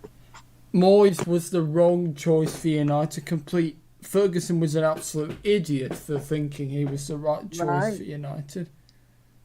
Fair enough. But why if we're in a better position than Arsenal were then, than Arsenal are now then, why surely Moyes with a squad that Was getting aging old, a lot. the squad that was getting old, wasn't it, under Moyes? Yes. Yeah. So and had a lot of dead wood in it, you could say. So what? So if you think Arteta should get time after being shaky, really, then why if Moyes, we were in the top 7 with Moyes, much better off than Arsenal are now. So why shouldn't Moyes Because got a bit more Arteta is time? building something with youth and he's, getting rid of the dead wood out the But door. how do we know? How do we know that David Moyes wouldn't have done that? I don't think Moyes would have ever done well at United. No disrespect to Moyes, but he really is better at a lower club. Right. But then Moyes has got far more pedigree as a manager than Arteta has got. That is true. So what do you think about that? But I think Arteta is the right choice for Arsenal, and I think he's slowly it is getting there. And if they win the Europa League, it will become a good season. So winning the Europa League but finishing 10th is a good season for you? Well, yes, because they'd get back in the Champions League. Yes, that would immediately change their season to be a good season, in my view. Right. Yeah, I didn't think of it that way. Fair enough. But you think finishing 10th in the league is acceptable? If they win the Europa League, it will be acceptable. If they don't, it won't. But still, if they finish 10th, Arteta is still building something, and they're getting there slowly. Very slowly. It takes time, though, Sam, to mould play, to get your vision, and to get players that get your own players. No. Sorry, I just dropped something. I'm not for players, but for managers. Sorry, getting sacked. Don't get me wrong, but Arteta has. And I'm not saying he should be sacked. I don't think he will get sacked. I don't either, because look, the board are backing him. The board backed him with getting rid of Özil and all the kudos he brought.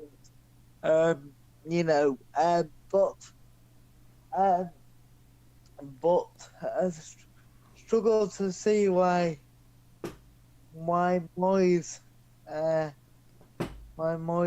why you're so against Moyes at United and I wasn't a fan of Moyes at United because it was different to what we'd had, which was success, and maybe looking back now I was a bit naive, but it's the way it was. But having heard what you've said about Arteta, it's almost like Arteta can do no wrong.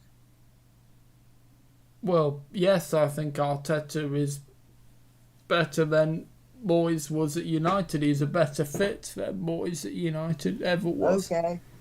So, is Arteta now, and this is the last point I'll make on this, because it's a good debate, Yeah. Having a debate on the show is good. Do you agree? And do you think, then, that Arteta is a better manager than Moyes?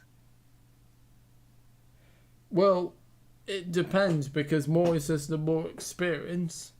But look, Arteta is a good fit for Arsenal. Moyes is never a good fit for United. Doesn't make them a better manager, but they're a good fit in their respective clubs. Right, fair enough. Are you satisfied with that answer? No, well, I can see your point of view, and I'm sure you can see mine. So I accept everything that you've said there, and it's good to have a debate. It is good, yeah. We weren't falling out. We were just having a difference of opinion. No, I can't. I've known you for, and we've known each other for years, Sam. I can't imagine ever falling out with you. No. It's good as men know that we can have a proper conversation about these things. Yes. And we're not scared to get our opinions. No, of course not. This is at a point now where I would, if we weren't in our own houses, everybody, then this is a point where I'd shake hands and say fair play. But shaking hands is not permitted at the minute, and we do not advertise it on this this Football Central channel. Virtual So, elbow bump, then. As much, I hate that. I love a good handshake. I think it's quite good. I love a handshake, but please don't do it at the minute. But yeah. But as soon as we can start giving cuddles out again, and Oh, that will be fantastic. It will feel so good. I missed a cuddle, to be fair. Just like when you see friends and people you know. Yeah, I know what you mean, Sam. Yeah. Yeah. Anyway, so yeah, I think City are looking ominous. Anyway, shall we move on? Yes, let's move on. And the final game on the Sunday was United 3, Newcastle 1. Did you watch United? Well, I did, yes. oh good, sorry, I didn't. I've hardly had any time this week to watch any highlights. Normally I would watch them. I didn't see the game. I'm sorry. No, it's all right, Sam. You know, sometimes I've not seen the games, but there's still points to talk about, really, even though you're not seeing them. Yeah. So Hello yeah. there. Oh, sorry. Oh no, it wasn't me. Oh, I think we got It's JLIWheels JLIWheels. back on the I'm line. back now. I'm here for good. All right, mate. Good, you? Yeah, very good. Thank you, buddy. Well, to be honest, I'm slightly losing my mind. Why? Staying at home and not even going into work, which was my only saving grace from before. I don't even have that at the minute, so I'm losing it. But that's another topic. Right. So, but you'll get there, mate. You'll get there. Or were you just being kind, or am I losing my mind? Oh, Jesus. Oh, sorry. We are idea. live on a YouTube Could it? channel. Oh, Right, no, okay. that'll probably get a copyright strike. Right, where are we up to? Oh no, it should be You- fine. Me just singing a bit. No, and it losing my won't get mind. copyright. Well, you were singing a song. They can't copyright you for singing. Enough of this Can they? City bullshit. Where were we up to? We're up to United and Newcastle just about to start, weren't you, Will? Yes. Go on then. Now, I'm interested actually because all of us haven't spoken in a long time.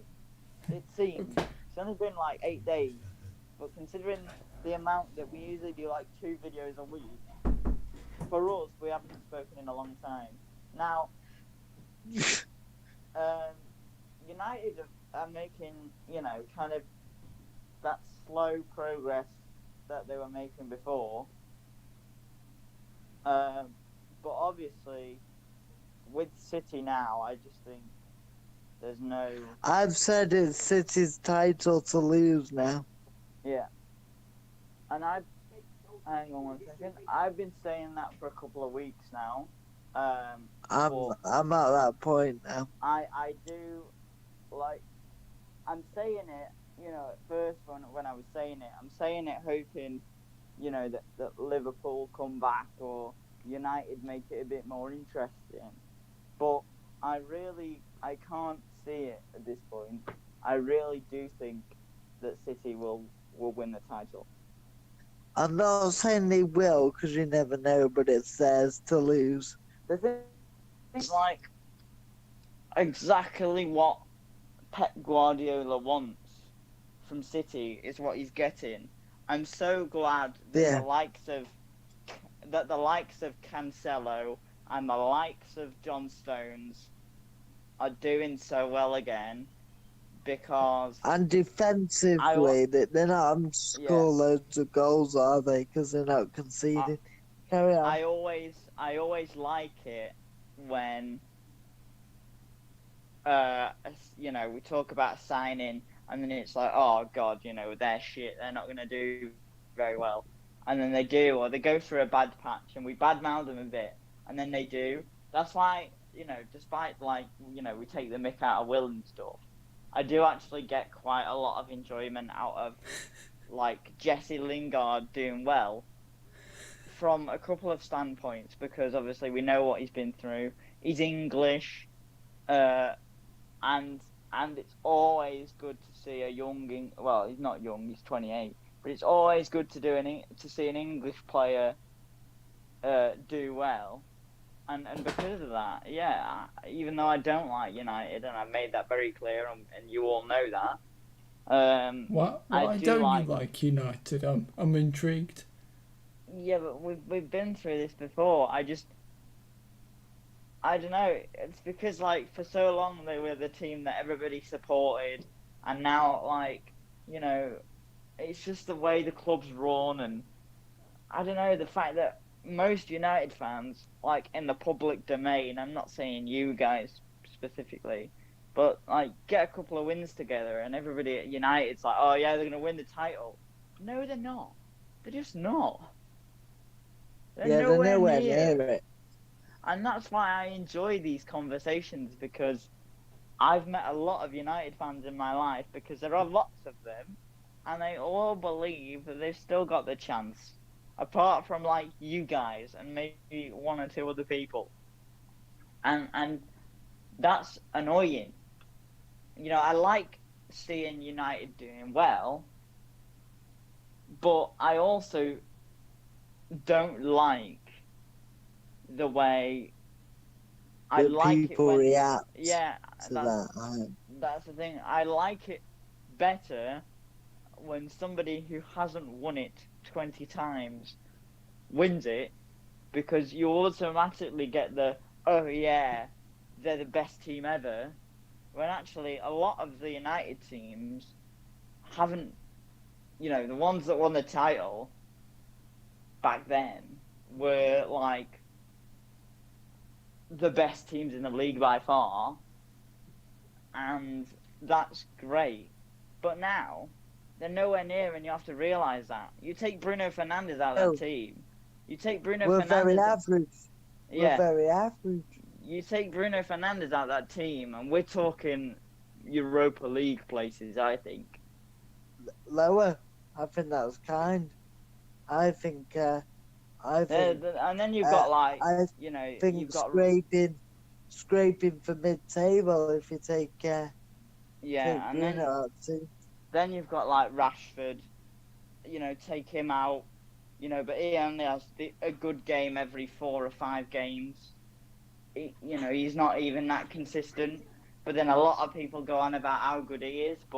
And I personally am one of the biggest fans of Marcus Rashford, because I think as like a human being. Yeah. He's a nice man. And as a player, I think the fact that nobody really talks about Marcus Rashford as such a great player anymore, just because he's in a mediocre United team, is a bit disgraceful. Because that's why everybody talks about Jack Grealish. Because, before that Villa team got really good, he was the shining light in a Villa team. And now he's still the shining light in a shining Villa team. So it does annoy me when you got people talking about, United doing well, and, oh, how good's Harry Maguire? Harry Maguire is not good at all. He's okay, he does what he's meant to do. He's a good defender, but he's not as good as people say. I think. Yeah, but, and maybe. The thing is as well, and you both know, because we've been doing these videos for nearly a year now. It's coming up to a year when it gets to May or April or whenever. I think it was April. We've been doing this for a year, as the three of us. And I will always never approach football with bias towards Chelsea. I never, if United are doing well, I say they played well. I've watched a lot of football. I watch more football than you guys do, probably. I just don't. Yeah. I really, really don't think. I think you have to look at United or look at City or look at Liverpool or look at Tottenham or Chelsea or any of the traditional top 6 or 7 and say, this is what's good for them, this is what isn't. If let's look at City, right? They've got a great team all round. Squad. Stones has saved his career. I think that if City win the league, John Stones is one of the first names on the plane. I think even if they don't, he's one of the first names on the plane. And I think he's got to be. I think if he is, if they do, he's got to be City's player of the season. Yeah, For me. I agree. I think that City have the best squad overall. I think Liverpool, they've been wrecked. They've been wrecked by injuries. People saying that's no excuse. I agree. And the misfiring from Trey.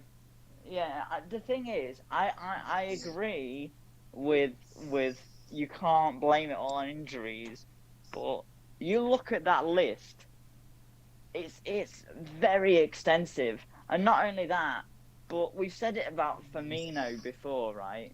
About how if Firmino doesn't play well, the front 3 don't. And because he links. I like Mane. I think Mane is the best technically, physically, and football-wise of that front 3. So to me, it rings a bell when Sadio Mane is not playing very well. The point being is that I 100% believe that people that support United, focusing on the positives is great. I agree.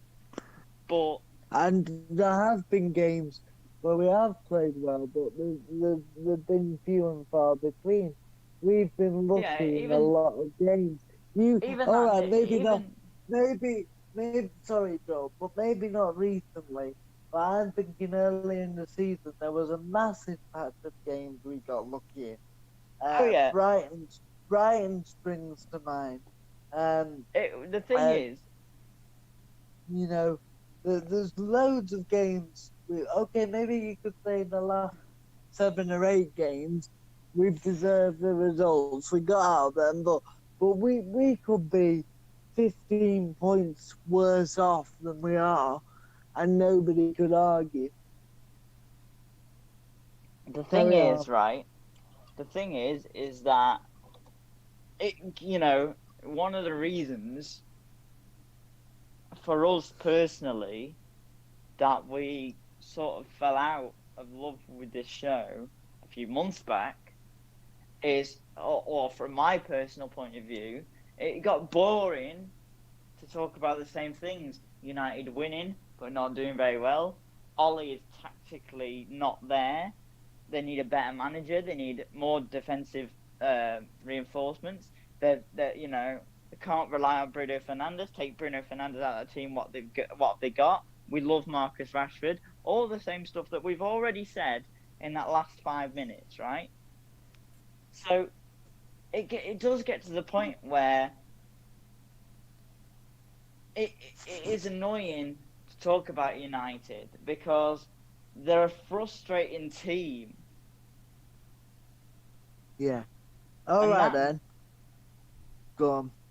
And that's one of my issues, is I think you look at key moments in that game against Newcastle, I'm thinking the De Gea save at, was it 0-0 or 1-0? I think it was 1-0. Where he clawed it out. I think Shelby hooked it in and he clawed it out, and then it sort of came back and he made the save. It's those key moments in those games, and that sort of thing is interesting to talk about, because I don't think David De Gea is the best keeper in the league, but I like to be able to turn around and say, yeah, David De Gea had a good game.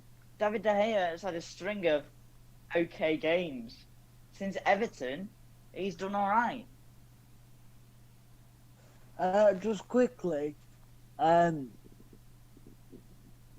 I'd like to get your view on Chelsea in the first few weeks with Thomas Tuchel. Obviously, it's not easy to come in. Not easy to come in mid-season with players trying to settle in with so many players. But I said before that Chelsea had quietly gone about their business Tuchel without being spectacular. But you can't judge him because he's only had a few weeks in the job, but he's steadied the ship. I'd like to get your view before we move on from a Chelsea perspective. I'd agree. As you know, I was very negative when Frank got sacked. Decision that still baffles me, even though I do believe that, on reflection, a managerial change was needed, but I feel like I'm still gonna look at it the exact same way, if that makes sense. Yeah, because it was Frank. Now, that being said, I do believe that he has steadied the ship. I think a result like Southampton, when we've done so well, was gonna come. So I'm not annoyed, because I think that you can't go, oh, Timo Werner's done really well. Oh, Olivier Giroud scored an overhead kick in midweek against Atletico. Oh, we've won like 3 or 4 games in a row. And not have something that's a bit like, oh, well, Southampton have lost their last 5 or 6 and we drew with them. Stuff like that's going to happen in football. And that's the thing. It was a good goal by to any team.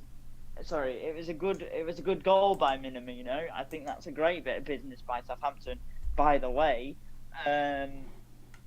But is it frustrating? Yes. Am I happier with the fact that he is using Hudson-Odoi? He is letting Abraham get games. Everybody's still involved. The only one that I think would be a little bit annoyed probably is Chilwell, because he seems to prefer Hudson-Odoi at left wing back or Marcus Alonso. So yeah, Chilwell injured. No, I don't think he is actually. So yeah, it's only a couple of games, but Ben Chilwell is fucking great. So he'll have to keep his head down in training and wait for his chance. But yeah, no, for me it is kind of I'm impressed with what I'm seeing.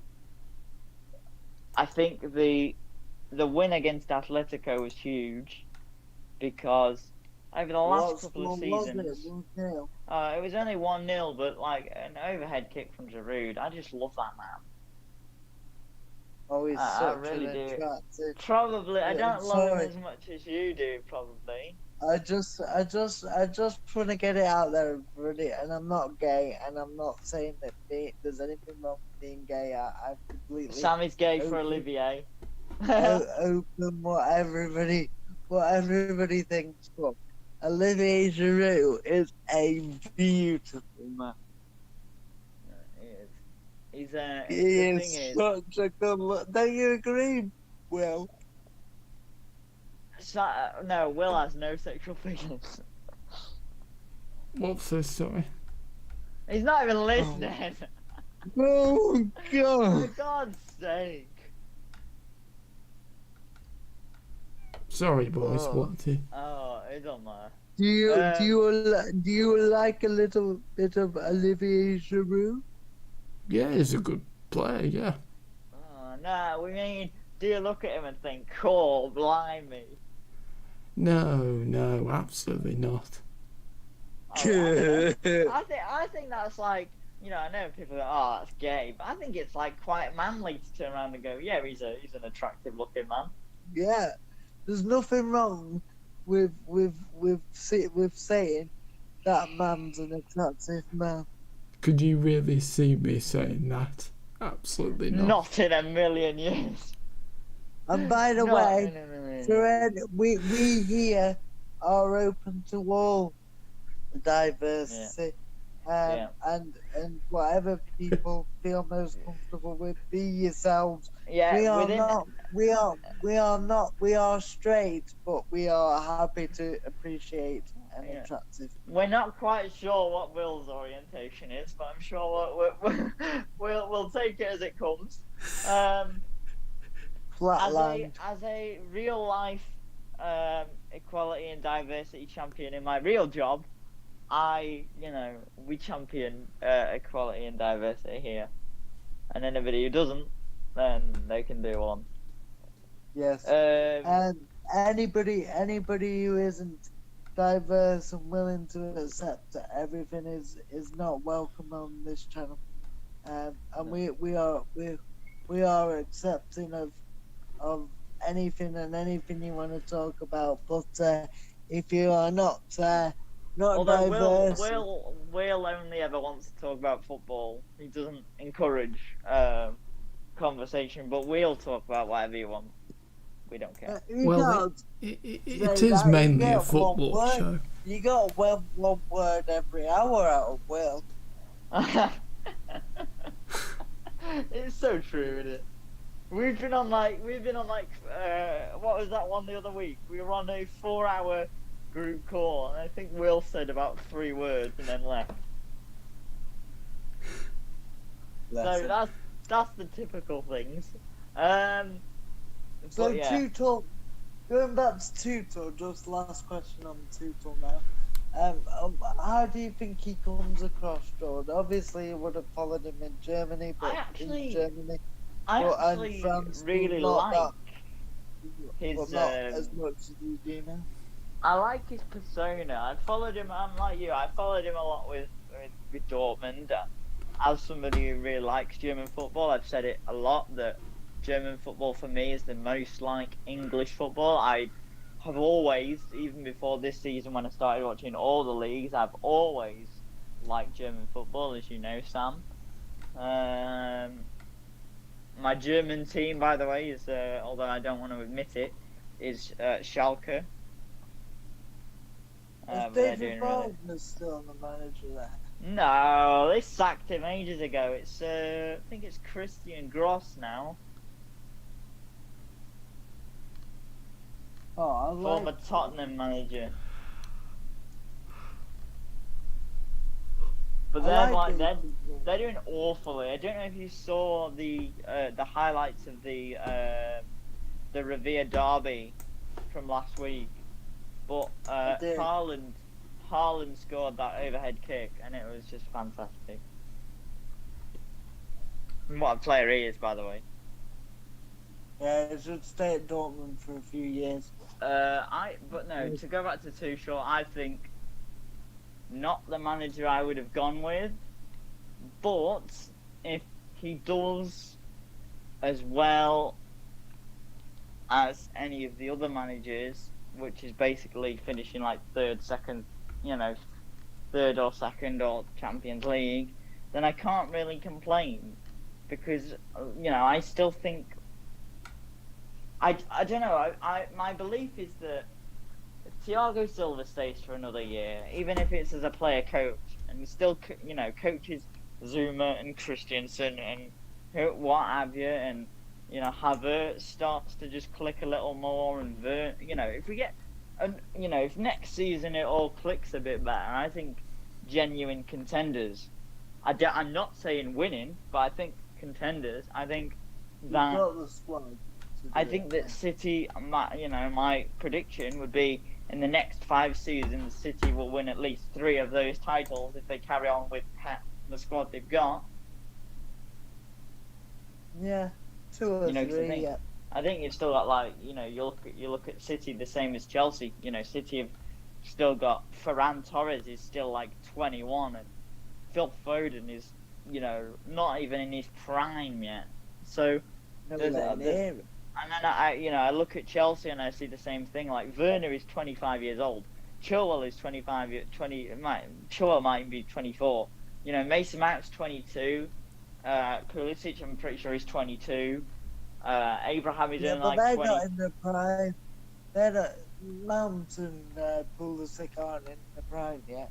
No, that's what I'm saying. That's what I mean. Like, you know, we've got all the, you know, for midfielders, your prime is How like old's Havertz? Havertz is 20. Havertz is younger than we are. Is he? Yeah. I He might didn't be realise 21 now. I didn't realise he was that young. But that's the thing. Like, Chelsea have a group of players where How about not Mendy? Sorry. not one of them is in their prime really, and even Mendy is like 28, but goalkeepers aren't supposed to hit their prime till they're 30. Yeah. So there's lots to be excited about. Billy But Gilmore. it just depends. I love him. I think he's great. I think he's one of the best midfield players. And just quickly, and I agree. What do you think of Thomas Tuchel's personality so far? I know he's been fire in the past, but from what you've seen as Chelsea boss, I think he comes across really well. he seems quite likable. I don't know about what you guys think, but I think he comes across brilliantly. Yeah, I have to say, I saw his first interview and I really liked him. I wasn't sure because of what I'd heard. You know, I've heard all the things he said about, you know, getting the fans back and about being a team and unity, and, you know, I don't know, you know, I'm gonna stand by the fact that I don't think it was the right decision to sack Frank, but I just can't help but like Tuchel. I really like him. Really do. What's the toot in Tuchel? I honestly, I think he's great. Can he toot Chelsea's way back to the top? Oh, Anyway. Jesus. But yeah, where were we? Sorry, we went on a proper tangent there. We were on Manchester United v Newcastle. We got so long to go as well. No, we not got that long actually. Yeah, we still got all of Sunday, Monday, and Tuesday. We're nearly done on Sunday. But no, yeah. Where are we? Oh yeah, last game of, yeah, and then there was the Palace game on the Monday as well, which I'm interested to talk about actually. So let's get this one out of the way. So yeah, it was Marcus Rashford in the 30th minute for United to start the... Oh god, right. If you're going to do your whispering, me and Sam will just do it. Okay, thank you boys. Okay. Oh, for God's sake. No, I can't stick his whispering, I can't do it. So... Well, I have to, because did you hear my dad coming? I actually didn't know. Oh. Probably a good job, because I probably would have laughed. So, yeah, goal scorers for United were Marcus Rashford. Then the equaliser from Alan Saint-Maximin before a goal from Daniel James on the 57th minute. And Bruno Fernandes on the 75th. Bruno. Well, guess what? What a surprise, it was a penalty. So, you know. We get so many penalties. Yeah, and do you know what? When you've got somebody that can score them, yeah, it's annoying that all I ever see is Bruno Fernandes penalty, and then they talk about him like he's Jesus. But if you've got somebody that can score them and puts them away as good as he does, who cares? Who actually does care? They all count. Yeah, they all, exactly. You're exactly right. They all count. Doesn't matter what you do, they all count. I really want to talk about the situation at the bottom, but I'm aware that it's nearly midnight.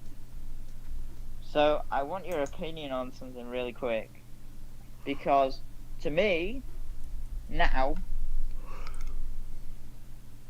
it's between Fulham, Newcastle, and Brighton to go down. I agree. I think Fulham have We've done. chatted this. Fulham have got life in them. Yeah, and I think the most likely of all of those to stay up actually is Fulham. And because Newcastle have got lots of injuries as well. It's not. It's just like based on current form. I go into don't put me on. I go into a Fulham game thinking, yeah, Fulham are going to win this. You do reason. If Fulham had defended like they do now at the start of the season and been mid-table. I can't believe.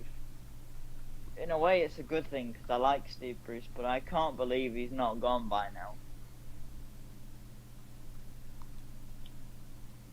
But I really can't. And again, it's nothing against him. I like him, but I really thought he'd have gone by now. Me too. Because it just seems weird. Long line. Yeah, and then they're not just on the slide as well. It's like when you go to a water park and you're waiting in line and there's a kid at the top and you just want to get down the slide, so you push the kid down so he goes even faster than he should be going. Like that's where they are right now. Like What in are free you fall. on about? Like What are you on about? Newcastle are a bit like Southampton at the minute, because I don't think Southampton will go down. That's not what I'm suggesting, but I do think they are in free fall at the minute. No doubt about that. Yeah. I'm sure, obviously, because that's the last game we've got to cover. We will talk about Southampton and Leeds. They were battered there. They were battered there, but there were some good finishes, I thought. And that to me is the kind of the interesting thing, because like I said earlier on, I think in terms of United, we've over the course of this season, we have said everything that's been said already. But Newcastle are one of those teams where we've also kind of done that as well. But now it's a bit different, because instead of being like, oh yeah, let's wait and see when they sack him, I can't believe they actually haven't sacked him at this point. Yeah, well, to be fair, Mike Ashley, for all you say about Mike Ashley, he doesn't sack his managers. No, I see. The thing is, it's like everybody, it's the way he runs Newcastle that people don't like. The way he doesn't fund them, but I think he's got right behind Steve Bruce, and I like that. It's just a shame it's not worked for him. Why It hasn't. didn't you do that with Rashford there when people like that? Well, that's the problem, innit? Because I agree. I think You I can't think, just do it for one manager and say, oh, I like you. Well, if you didn't like the manager, why did you employ him? I agree. And I do. I really do agree. Excuse me, I'm just taking a drink. With that, I'm good to move on if you are. Yeah, I'm good to move on. Now this is one I really, really want to talk about, because I've never seen a team get battered so much as Palace and still get the win. Typical Brian. It's such a shame for Brighton, because they did do so well, but in the same breath, I absolutely love a winner in the 90th minute. And again, I absolutely love it when it's a player like Benteke, who people have been so down about. I haven't. I've always loved the TikTok. The TikTok. That's what me and my dad call it, TikTok taking. And it was a great goal as well.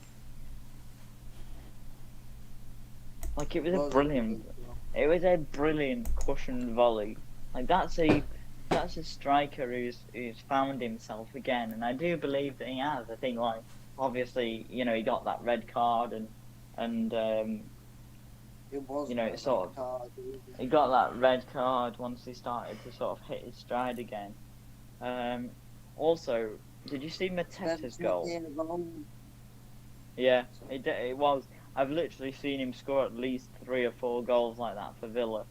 Benteke. Yeah. Did you see Mateta's goal? No.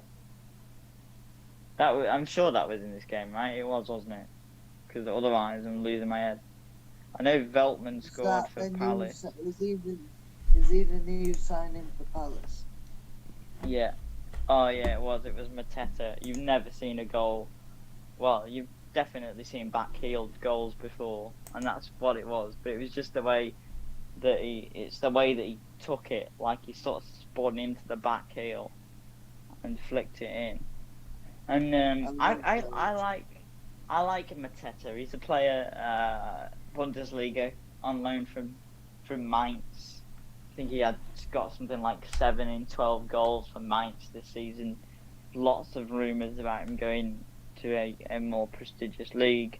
Good player, quick, fits the mould of the forwards that Hodgson's already got at Palace, which is weird. Well, why did Mainz get rid of? Why did Mainz send him out on loan? Probably because he didn't want to stay, I think. Was he good enough to play for them? Was he getting in the team? Yeah, he was getting in the team and scoring. But I think if my Bundesliga knowledge, without it to hand, serves me right, Mainz are in the relegation zone at the minute. And they've got a good team, Mainz. So it's one of those. Just a word on Brighton. Sorry, they battered Palace. I'm happy for Veltman to get his first goal. Somebody else that obviously I've tracked the career of, as I tend to do with Ajax players, because it's such a great a great talent factory that you can't help. The club, the Dutch version of Crew Alexandra. Yeah, only much more successful. Hey, don't put Crew down in their own way. Hey, Crew actually won at the weekend, so we celebrate. You mean on Tuesday? On Tuesday, so I don't even know what day it is, mate. I really don't. On Tuesday, yes, they did win, so we're happy about that, because they were another one on the slide down the table. But yeah, I always keep an eye on Ajax players, because that 9 times out of 10, if they're a half decent player playing in the Ajax team, they're gonna go somewhere else and do fantastically. Not only that, I really like the team in general. Onana, I was a massive fan of Tadic when he was at Southampton. Players like that. So is he still there, Tadic? Yeah, he was like, he was in the running for like Team of the Year this year, UEFA Team of the Year, because of how well the Ajax team did. But then so was like one off the team, like De Ligt and Van der Beek and Ziyech and Frankie De Jong and Tadic himself. So yeah, like 3/4. Yeah, exactly. Great player. So like 3/4 of that. Is he still there? I think he is. Yeah, he'll probably go there. He's class. But no. Onana's still there, and I'm surprised. Yeah, but he's not playing. He got banned. Why? For I think match betting. Idiot. I don't know. I don't remember, but like they were saying like he shouldn't have, like, for what he did, he shouldn't have got banned. So don't take me on my word that it was match betting, because I don't actually think that that's true. Just let me have another drink. Sorry.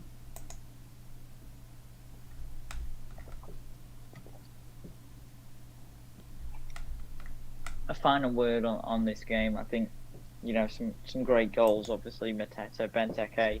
Happy to see Mateta in this league. Happy to see Benteke scoring the kind of goals Benteke has always scored. Good on you, TikTok. Brighton, I think, are very bright without any product. In my opinion, for my money, the most in trouble. I think Brighton would be the best team to ever get relegated. Yeah, but then the problem with them is they've got nothing. When it comes to up front, they've got nothing. I like Maupay, I like Welbeck, I like Yahambach, I like Connolly, I like every option they've got. But it's not going to be enough. They're a bit, I describe Brighton, powder puff. They don't have much fighting, and I'm not saying they don't try. I'm just saying that they don't. They're not. What's the word I'm looking for? They're not ruthless enough. You're looking for that's what separates the top teams from the mid-table teams from the bottom team. Is that you get a Man City, you get a Chelsea, Tottenham, whoever. I'm not saying they have to be like that. I'm just saying they're not ruthless enough. But what I'm saying is, they create so much, so many chances. The likes of Trossard and players like that create a lot of chances. But that's always what I don't understand, right? Perfect example is two players at West Ham, Antonio and Lingard, right? Antonio has been fantastic for West Ham over the time he's been there. Gets better and better, can play at literally anywhere besides in goal. And seems to get better with age. Yeah. He is playing, I imagine at this point, for his England future, right? That's what motivates him.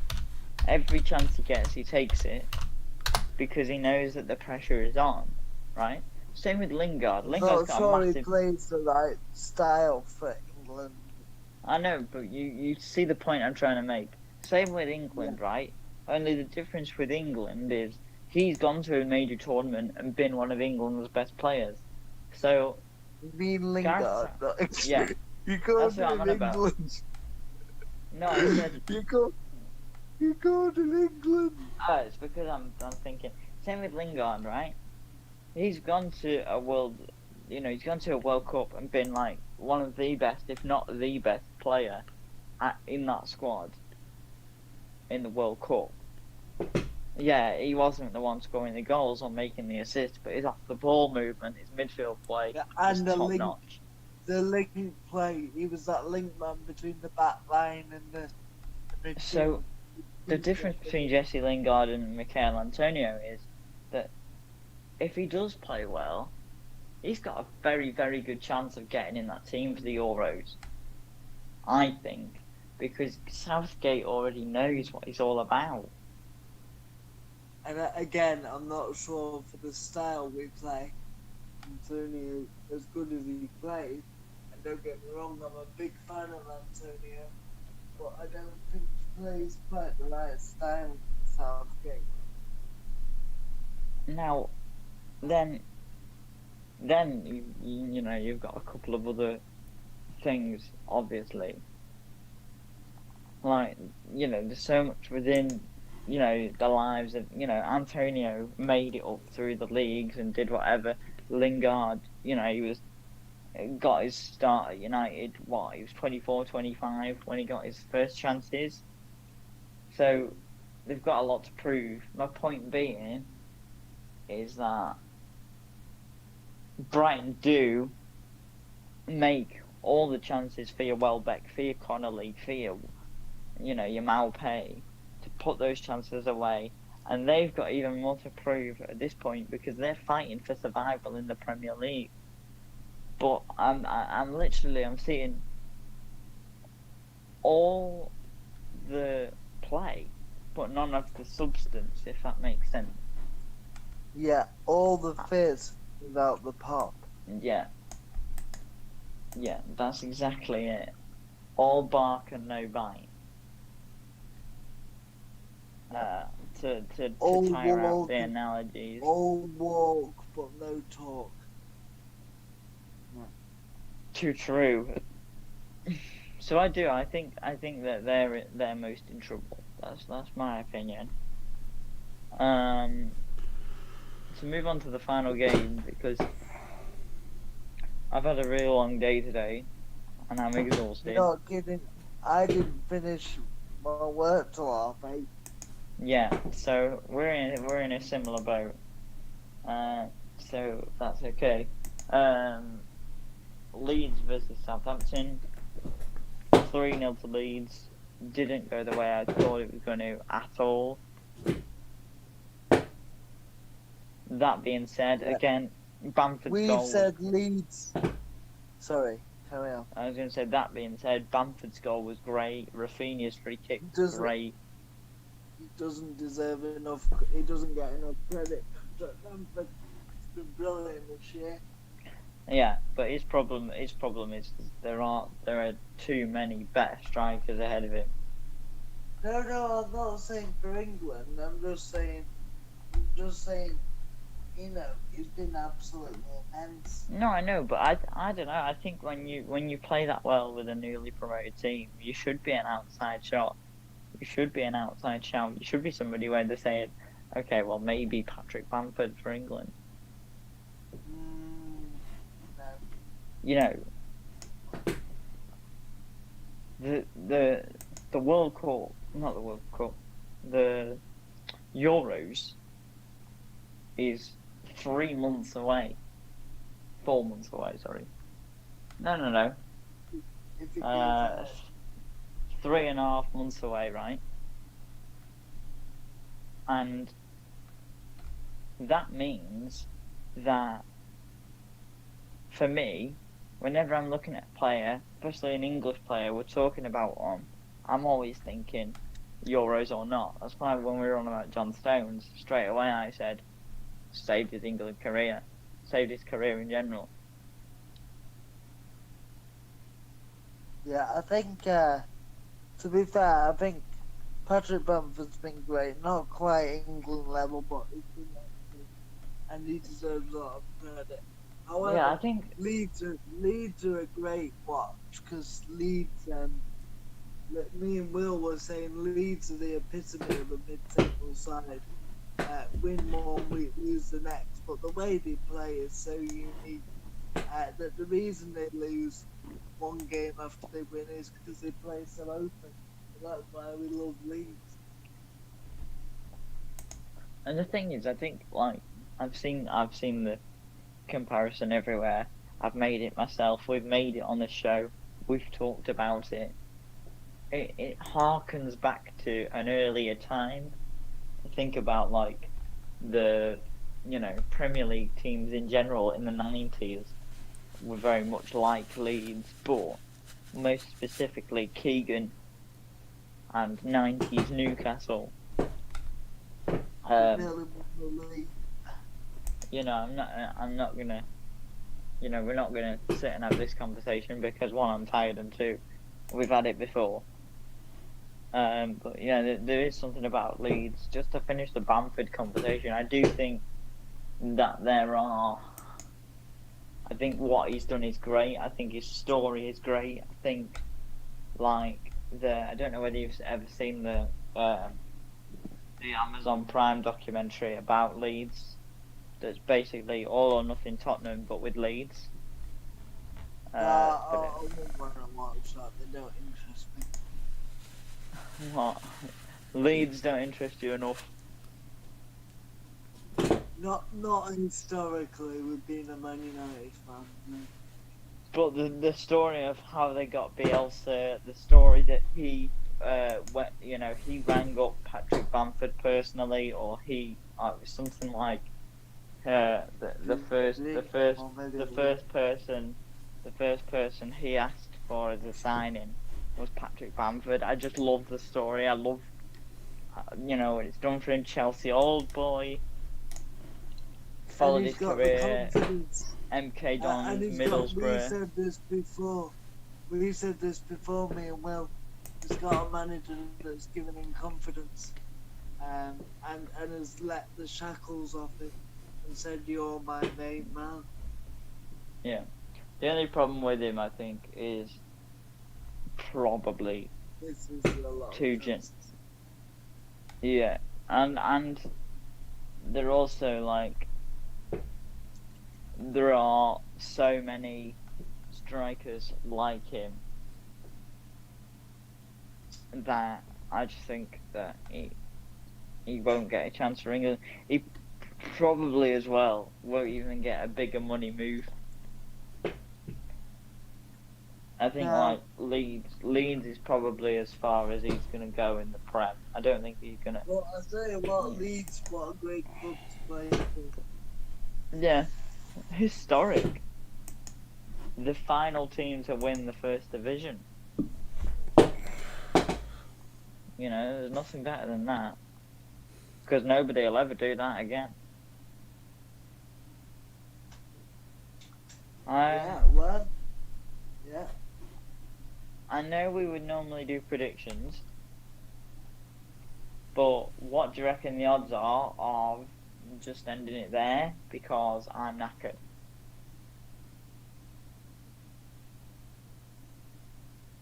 Well, what are you saying, Will? Well, I'd still like to do predictions if that's alright, boys. Alright, do them quick then. Right. You also sound like half dead, Will. Are you sure? Oh yes, yeah. Half dead, eh? That's a new one. How is half dead a new one? well, Right. Just sort of joking. Sorry. So anyway, we're gonna speed through these. Rule is, I'm gonna just say the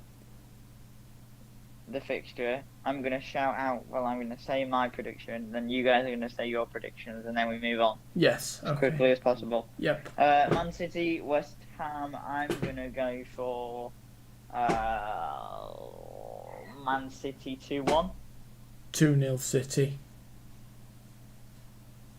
3-0. Okay, West Brom and Brighton, I'm going to go for a West Brom win 1-0. West Brom 0, Brighton 1. Brighton 1-0. Leeds versus Aston Villa, I'm going to go for Aston Villa 1, Leeds 1. Yeah, I'm going to go 1-1. Aston Villa 1, Leeds 2. Newcastle versus Wolves, I'm going to go for a 0-0 draw. I'm going to go with 1-0 Wolves. 2-0 Wolves. Crystal Palace versus Fulham, I'm going to go for a 2-0 Fulham win. A 1-0 Fulham win. 3-1 Fulham. Okay. Leicester versus Arsenal, I'm going to go for... Will. No, that's alright. Yeah, we said 1-0. Leicester versus Arsenal, I'm going to go for a 2-2 draw.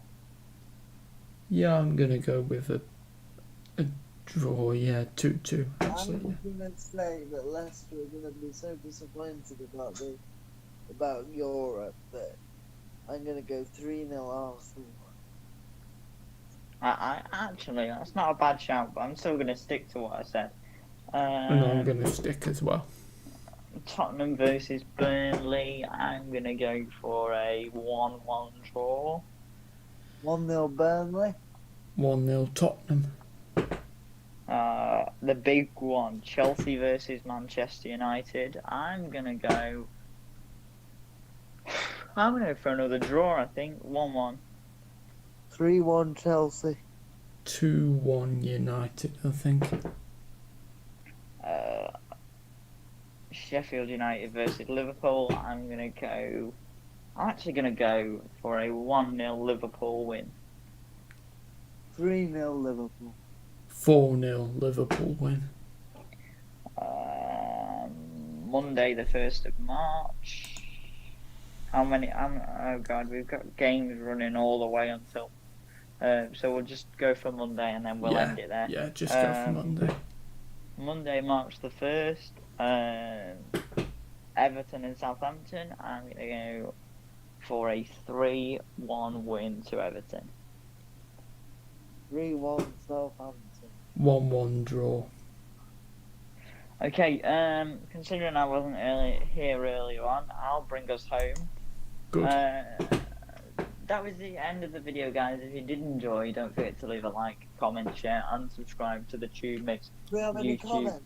No. YouTube channel. That's a good shout. I don't think I mentioned it at the start. Obviously, Will said, JLIWheels is here, but my name has been Jordan, also known as JLIWheels, and I've been joined by two fellows who I like very much. One, considerably more than the other. You can choose. You can decide that for yourself. Mr. TubeMix and Sam Taylor himself.